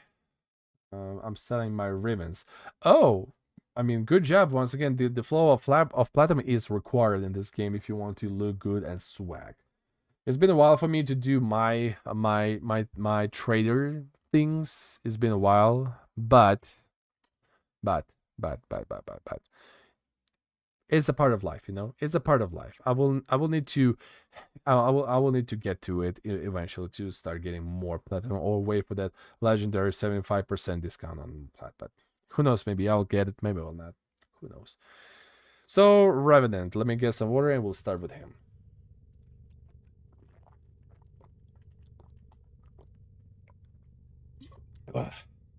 Water. I like water. So, Revenant. He is in a very unique situation because as is, he is a very strong caster frame. The Phantasma as is, without like high-end mods or ribbons, is okay. I will say I probably will get some enemies on my side by saying this, but Phantasma is not the best shotgun in the game, as is, without ribbons or high-end mods. He definitely can take some control over the enemy groups with his first ability and the Reeve, but his most important one is the Mesmer skin that makes him invulnerable and also putting enemies to sleep, as well as his fourth ability that makes everything takes damage around him by spinning in a circle. And by that I mean he literally dances with the lasers coming from his hand, damaging everything around him, which is pretty fucking dope, I will tell you this. So if you want to go caster build, you more than welcome. It's pretty decent. You can prime enemies with a quite a good damage status, because it adapts to their weakest damage type. So yeah, it's pretty good. You know, it's a pretty good frame. He's a good all-rounder. You know what? I even might recommend him as a first to beginners, just because of his survivability and his control and damage. So he has a good trio. He has a very good trio to hit. So I'll put him like right here on the damage side, right there. To all rounders, good for beginners. Let's see who's next one on the list. Yeah. Rhino. Oh my goodness. Oh my goodness. I can say a lot of things about this frame that we're currently looking at, but whoever you'll be asking, either it will be veteran or elder or whatever experience the person is, they will say, if you're new to the game, take Rhino. Build Rhino. You can get him pretty early. He is very tanky. Yes, Trundle. He is the original battle tank. He is very good on control. He is very good on damage boost, and he is just good. He is good frame. He is well-rounded. He doesn't have any like heavy mechanics you need to learn. He doesn't have any quirks that you need to adjust yourself to. He's literally a grab and go. He's like as reliable as a K-47. You take him and you go do the job. So just because of this, I'm putting him into all rounders, because once again, he's amazing frame. He's well balanced. He is very tanky. He has a damage boost, and once again, he's a good frame. I hope whoever will be taking him for first round will actually say the same thing. He will actually enjoy it. So, yeah. Next one on the list of today's program is Therin. Ooh, the Booba, the original Booba Booba frame. Yes, the original Booba, because I'm sorry, her I'm sorry, because her Monero skin is like. The most toxic creatures always have the most striking appearances.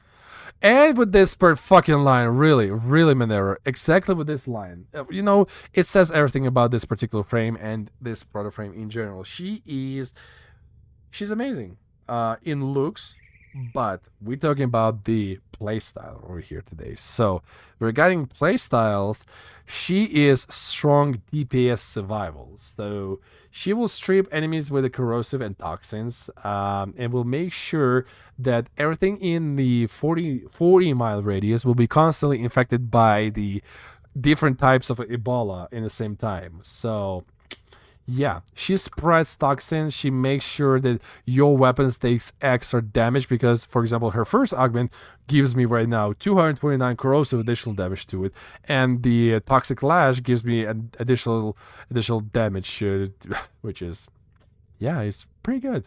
I mean, pretty good. So I'll just tell you this.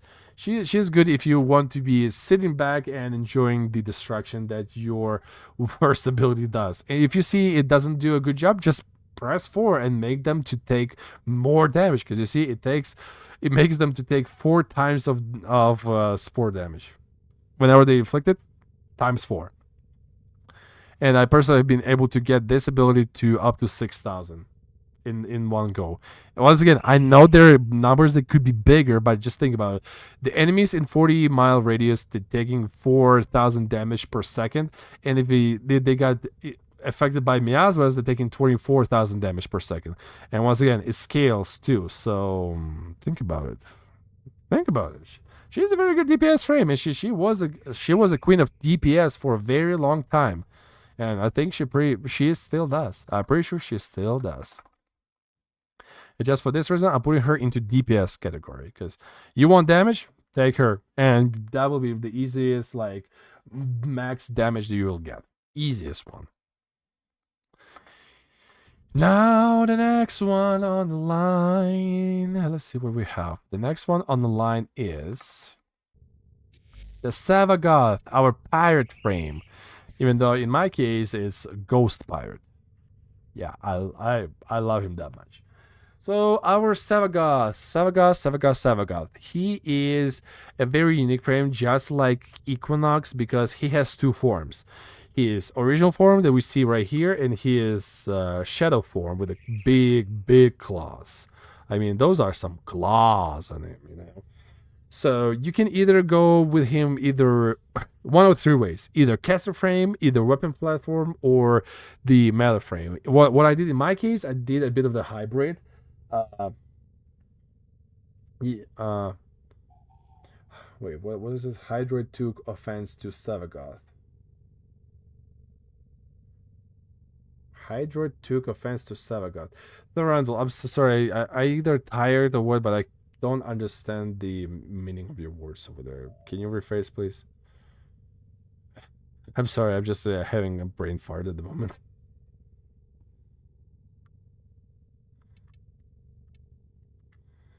All right. Other than that, so Savagoth, right? I'm having the hybrid build on him, which makes him a little bit of both. You can destroy enemies with his with the casting of his second and first ability quite easily. You just cover them in second ability and just spamming 1, kill everything in 20 mile. So they both wait. Hydroid and Savagoth are both pirates. Yes, honestly, yes. So you can kind of pair them in any kind of mission. Since Hydroid could be a stationary defensive pirate like Captain, and the Savagoth will be the offensive go-getter. The border, the one that goes on board and just raids shit. So I see where you're coming with that one, Thrantle. Honestly, I do. But yeah, as far as the Savagoth itself, he is very versatile. I would not be saying he is like new player friendly, because there's a lot of quirks about modding and understanding his shadow and the death meter. For beginners, it could be a bit complicated. Once again, a bit complicated, but not impossible. but definitely he is tankier with his gloom ability for the survivability, and even if he dies, his passive that turns him into that shadow that will hunt down enemies and can kill them relatively easy, if not even instantaneously in some builds. Yeah, it is pretty good frame. We'll put him actually in the same category as any like double-sided frames. I will be putting him into a specialty frames, because once again, he's very uniquely made. Just like Equinox, you have like two little fours you need to play around to make sure you do good with him. So once again, go get you some. Go give it a shot. Just go give it a shot. Next one on the list. Next one on the list is Stynax. The man with the nipple piercings, the ones I discussed it, but people love it for some reason. So don't look at me. Stynax is the original Spartan, the one that needs to be in the front line. I will say it right away, because he groups enemies, he strips them of armor, he takes the attention of enemies to him with the rally option, and because of how he can groups them, he can use his fourth ability to gain himself an amazing overguard, or with the fourth augment to give the same not the same amount, I think it's like half of the overguard to allies. So he is amazing frontline, he is amazing support frame, and he is not very complicated. So even if you're a new player, I would be definitely suggesting this one to try. He is very uniquely made. So I will be putting him into all good rounder. He's a frontline, he has a good damage, and he has a nice control with a first ability suck. So yeah. That's our Stynax Ghost in the first one. All good. He's very very well rounded and all. So, all right. Next one on the list is Titania. Oh, Titania. And I forgot about Temple actually. Shit. I forgot to add mini frames into this roster, huh? So Titania, our butterfly frame, she is a speed demon, much faster than Gauss ever would be.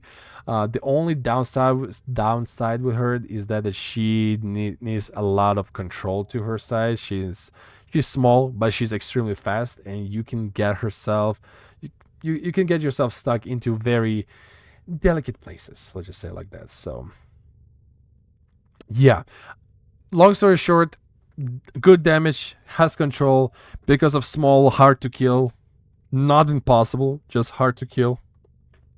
But the spell, what's called the spell blind, gives a good the good immunity for the status effects, which is pretty good. Which is good. Which is good, especially if you're flying around, you don't want to get blasted away by the fire Eximus. So in this case, she has a lot of quirks about her tribute and the fucking lantern. So what I will do is put her in the specialty frames, because once again, she is useful for as of right now is speed, because she's insanely fast. So if you're doing the capture mission on in the void, you need to do it fast. That's the girl you will be going for. I'm not saying that she will be unsuitable for anything else. I will not be saying that, but she definitely feels on playstyle and usability along the way more of the special frame to do things fast. So if you speed monster, you want to go fast in and out, she's your girl. She is your girl. Next one, okay, temple. 1 second. Let me do this. Because I completely forgot about temple. I completely forgot about our rock boy. I completely forgot about this man. Let me add him to the roster real quick so we can continue this one.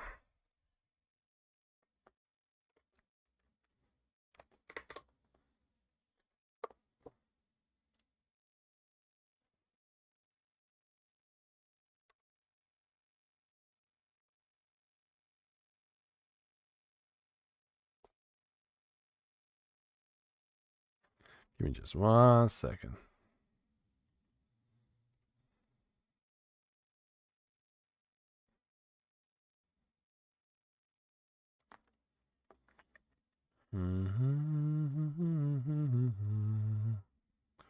Where's Temple? There he is. Okay, perfect. So let me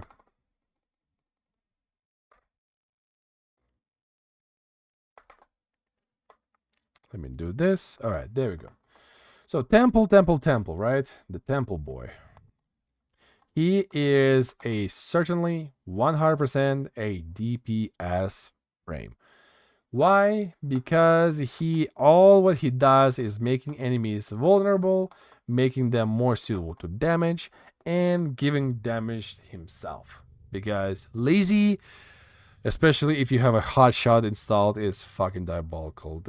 I wish the Ignis Wrath was as good as lazy, but Ignis Wrath is also a good weapon. I'm not gonna lie, it's a pretty good weapon itself too. So, but yeah, he is definitely a frame that just as Excalibur, that you will be playing through the exalt weapon. In this case, it will be lazy. A lot will be revolving about his third ability and you priming enemies with your second ability. Because this third ability just gives you extra damage all the way up to 750 additional hit damage on the weapons, and your overdrive make them where it says additional 64% damage chance on them. So that's a lot. I mean, that's a lot. That's a lot of damage. So yeah, definitely a harder to get frame for free just because it logged behind the 1999 quest, but he is a very good frame, very edgy, very infested related, because all the fire stuff is very good against its infested foes. So shit, if you're going for some infested hunt, take the temple. Just take a temple. He'll be good. He'll be extremely good. Temple, you go to damage. Yeah. Next one is one of my favorites. Trinity. Trinity. I love Trinity. And also, I just noticed I forgot one more frame to add. 1 second.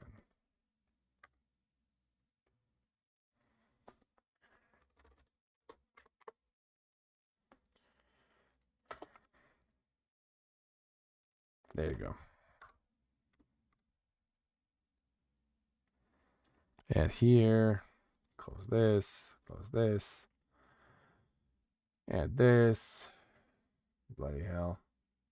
There were so many more Warframes that I was actually expecting in here. That is kind of crazy. Because there were so many of them added. Alright, we good? We're good. Alright. Not Uriel. Trinity. Trinity, the original OG support that was specifically made to keep you alive on the missions. Insta heals a lot of energies from her.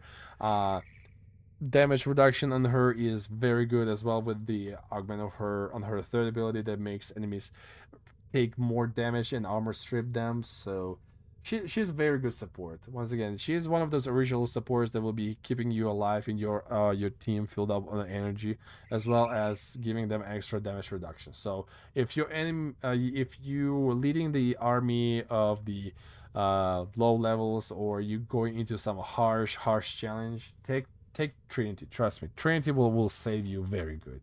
Just please be sure to watch over her own health, because if you die, everybody else dies. So she is the original support frame.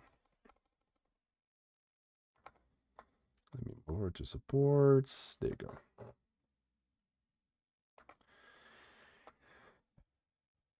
Now let's see. The next one on the list will be Uriel, actually. That's the one that I needed to add. And I did. Uriel, the latest edition before Folly. He came in before the actual Folly, being our 63rd Warframe, the Devil. What I think about him? Edgy as fuck. Literally edgy as fuck.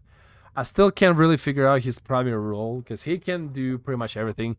You have survivability, you have damage, you have control, you have sustainability. So he is a very good all-rounder. I would definitely wait for the new people to actually experience him in the quest line itself. It's much more worth it than actually just buying him in this case. But yeah, if you want to spread hellish landscape across the origin system, then yeah, that's the one. That's the one you take. That's the one you will love. That's the one that will smack you with his tail at night. So where I will be actually putting him, that's a good question. Actually, shit. Let me think. Because he has a bit of control. Yes, with the fire, staggering them. He has a lot of damage. In him, he probably will be another front line. Honestly, he has a lot of mobility through the first ability. He has a lot of fire spreading through his incubus familiars, and yeah, he is good. He's good at frontline. He is the good one to be sent in first into the room full of enemies to spread fire and hellish landscape. That's all what I'll say. That's all what I'll say. All right, next one on the list.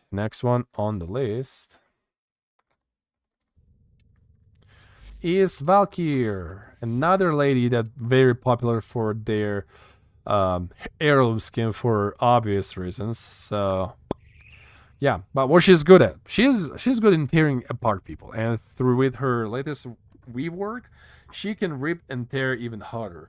More damage to melee, she can pull enemies together, and she can strip them of armor as well. Right? She can strip them.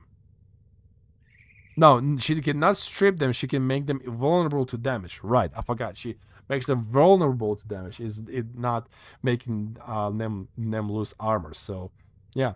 Long story short, amazing frame if you want to dish out the big damage on the groups of enemies with the claws, or if you just like looking at a pair of boobs.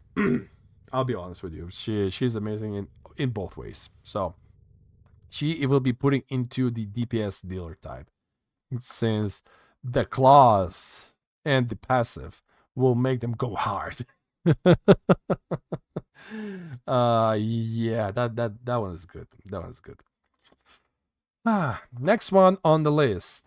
One of the very controversial frames, but with his latest update, he's definitely one of the best ones. Especially, once again, I understand that they added this heirloom skin to him that makes him look like Sans from Undertale, or in this case with my palette as the as the guy from the Edge Runners. I forgot the David Morales. David from the Edge Runners. But still, that is a strip controller frame. You strip enemies, you lift up enemies, you control them, and you have the orbital strike in your pocket just as the button to say, yeah, just die already.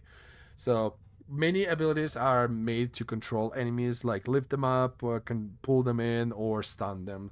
The only ability that does more damage to him is orbital strike or flash orb, but for most times you'll be using just the either a vector pad to give yourself now an extra weapon damage, or the cages just to go full in with that. So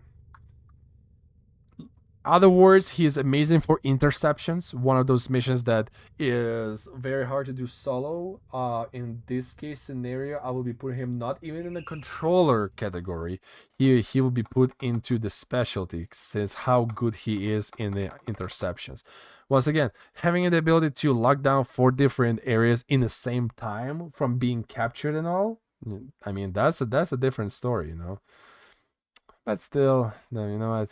Fuck it. Yeah, he's a controller. He's a controller. Once again, most of his abilities are the controllings. They're good not just for interceptions, but for everything else. So he will be a controller frame. There you go. If you want to, you know, push them together, lift them up, strip them of armor, you know, prepare them to be executed, there you go. That's your man. That's literally your man. Next one on the list. 4 Volbands, 4 Vortexes at the same time, 16 in total makes a lovely enemy tornado. Oh, what the fuck? I just yep. You know what? We need to test this idea. Honestly, yes. We need to literally set up all the vortices into the suck mode and see enemies literally doing a giant tornado because they probably will be getting pushed around from one place to another. So, yeah, that's gonna be fun. That's gonna be fun. Next one on the list is Vault. Oh, another, that's the last one from the current trio that was giving you whenever you start the game in the current day and age. Volt is the original speedster that D decides to give you right away. He is pretty fun. I definitely would not be recommending him as a first frame to play as in this game, but it's just me. Many people will enjoy him definitely later in the game whenever you got some proper mods on him and the making him more stronger on the ability sector. But as is, he is definitely a caster controller type frame, or in I would even say damage. No, no, no. He's a caster. Primer. No, he's a primer because he's preparing the room and fuck. Brain work. He literally have everything. He can do damage. He can have the survivability with the shield regen. He can control the enemies with the electrical power procs, and he can protect the objective with the shields. So he is literally the good in all objectives. So he is a good all rounder. Good for all frames. Sorry, my brain just already getting fried by the end of this roster. So. Working on fumes over here, but we're getting to this. There's only like 6 more frames left. We're good. Next one on the list is Varuna. Oh yeah, Varuna. With the latest Prime trailer that they decided to drop, this wolf lady shreds ass. I mean, before even that, she was very strong, but once again, she's all aimed to be the melee orientated frame. You give her a big blade and you just go shredding, since every single ability in her arsenal just says yes, go ahead and go melee style. That's it. Because first ability makes you invisible. The first hit from a melee gives you an additional crit chance. The second ability makes the enemies having 5 stacks of 3 random elements. Kill them, they got spread all around. You can either use it as is or use it in combination with a heavy attack to make it big bang theory if you want to. Third ability gives you a sustainability by dropping the energy orbs and the health orbs all the time, because once again, if you use her signature Seraphang, you have this very big overhang attack that technically will become consider it as a headshot attack, so you will be getting both the health orb and the energy orb occasionally, of course, but still it's pretty good. And the fourth ability, honestly, it's okay. Definitely in my eyes kind of slows the mayhem of the melee attacks, but definitely good in big groups of enemies. This frame is one of those few that I actually subsumed stuff onto her. I subsumed the Warcry from Valkyr to gain an extra armor and attack speed, just to go full ham and sushi chef on them. So it is that. Besides this, she's a very good frame in the survivability sector and damage dealing, but she's definitely more oriented on the damage, because everything what she does makes sure that enemies well prepared for slaughter, and she slaughters well. Especially if you use a Seraphang special ability to heavy attack on the ground to pull in all enemies in, or if you're using, as I do with the Nautilus Prime, to start sucking in enemies towards her, so it's more reliable in this case. So she's very good. She's very good. I will be putting her in the DPS category though, because once again, she's very heavy orientated on the damage dealing rather than tanking or the helping enemies. Not enemies, preparing enemies for slaughters, because the extra 5 stacks of 3 random elements is good, especially is good for your allies if they using the melee weapons that scales with a number of elements on them, but most of people nowadays use the guns, the shooting guns, not melee weapons. So I'm sorry. In this case, it all will be about you and you only. Moving on, the next one on the line is Visp. Oh, the witch, the beauty, the support. She is amazing in every single aspect. The looks, the effect, the efficiency, the buffs that she gives, and with the latest update to her fourth, with the augment, with the creating of that massive sun in the middle of the room that will decimate everything. She's a good well-rounder. Honestly, I will even not be afraid to give this one to new gamers, honestly, because that's how well balanced she is. She's a good support. She gives a lot of health regen. She gives a lot of attack speed and move speed. She can protect herself quite well with her passive by constantly being invisible mid-air and doing a lot of damage with her fourth ability. So I will be putting her in the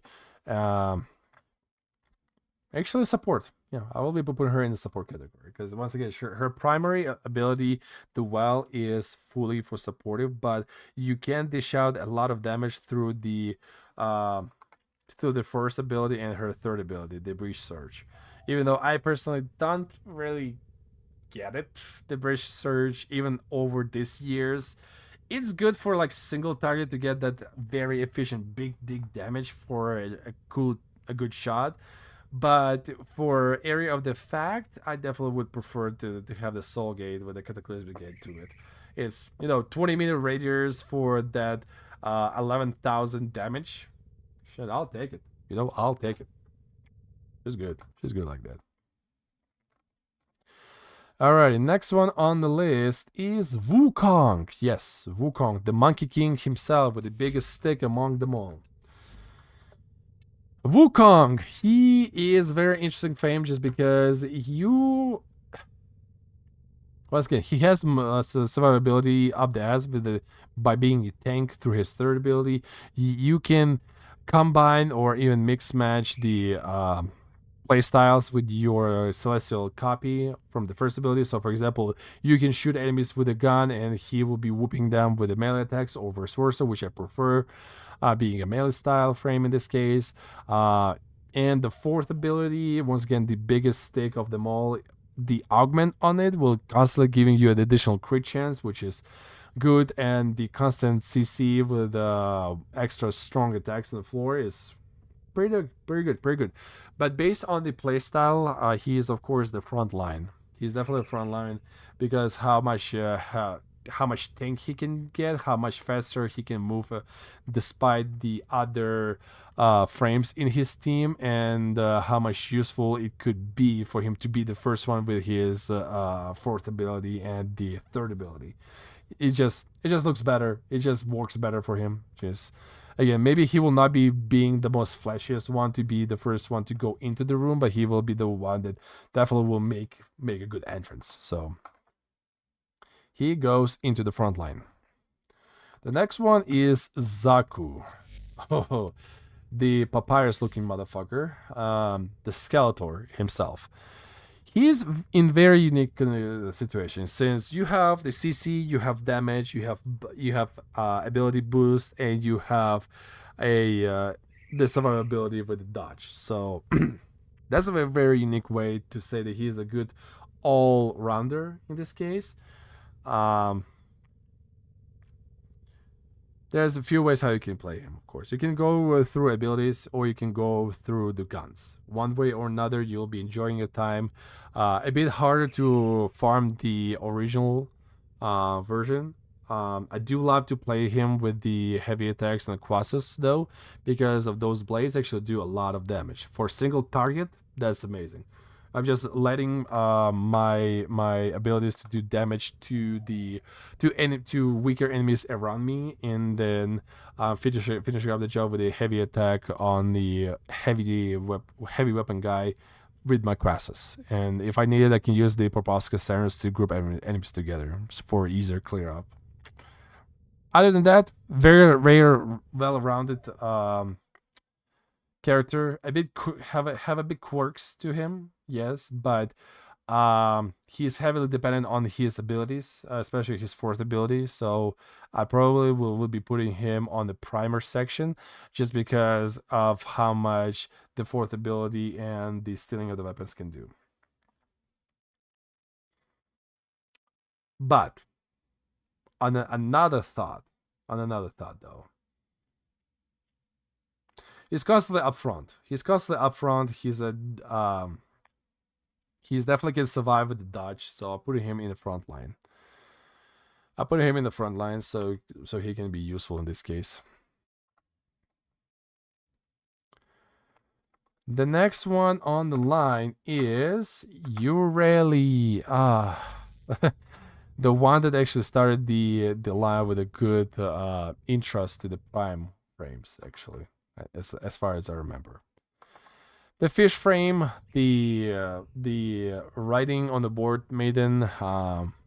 She's beautiful in all what she does, because she has control, she has damage vulnerability, she has move speed, and then she has a ability to boost her secondary weapon, in this case, not primary, which compress actually fits quite well with her bubbles. She's fun to ride along. Of course, the original Merlina, her second ability could be pain in the ass because of the key drive mobility. But if you use her augment for second ability, that thing will be just riding next to you, giving bubbles to everyone around you, and you still will get that DR. So overall, she is a very good, well-rounded frame. I would be recommending this one to any beginner, just because how fun she is and how easy to play she is.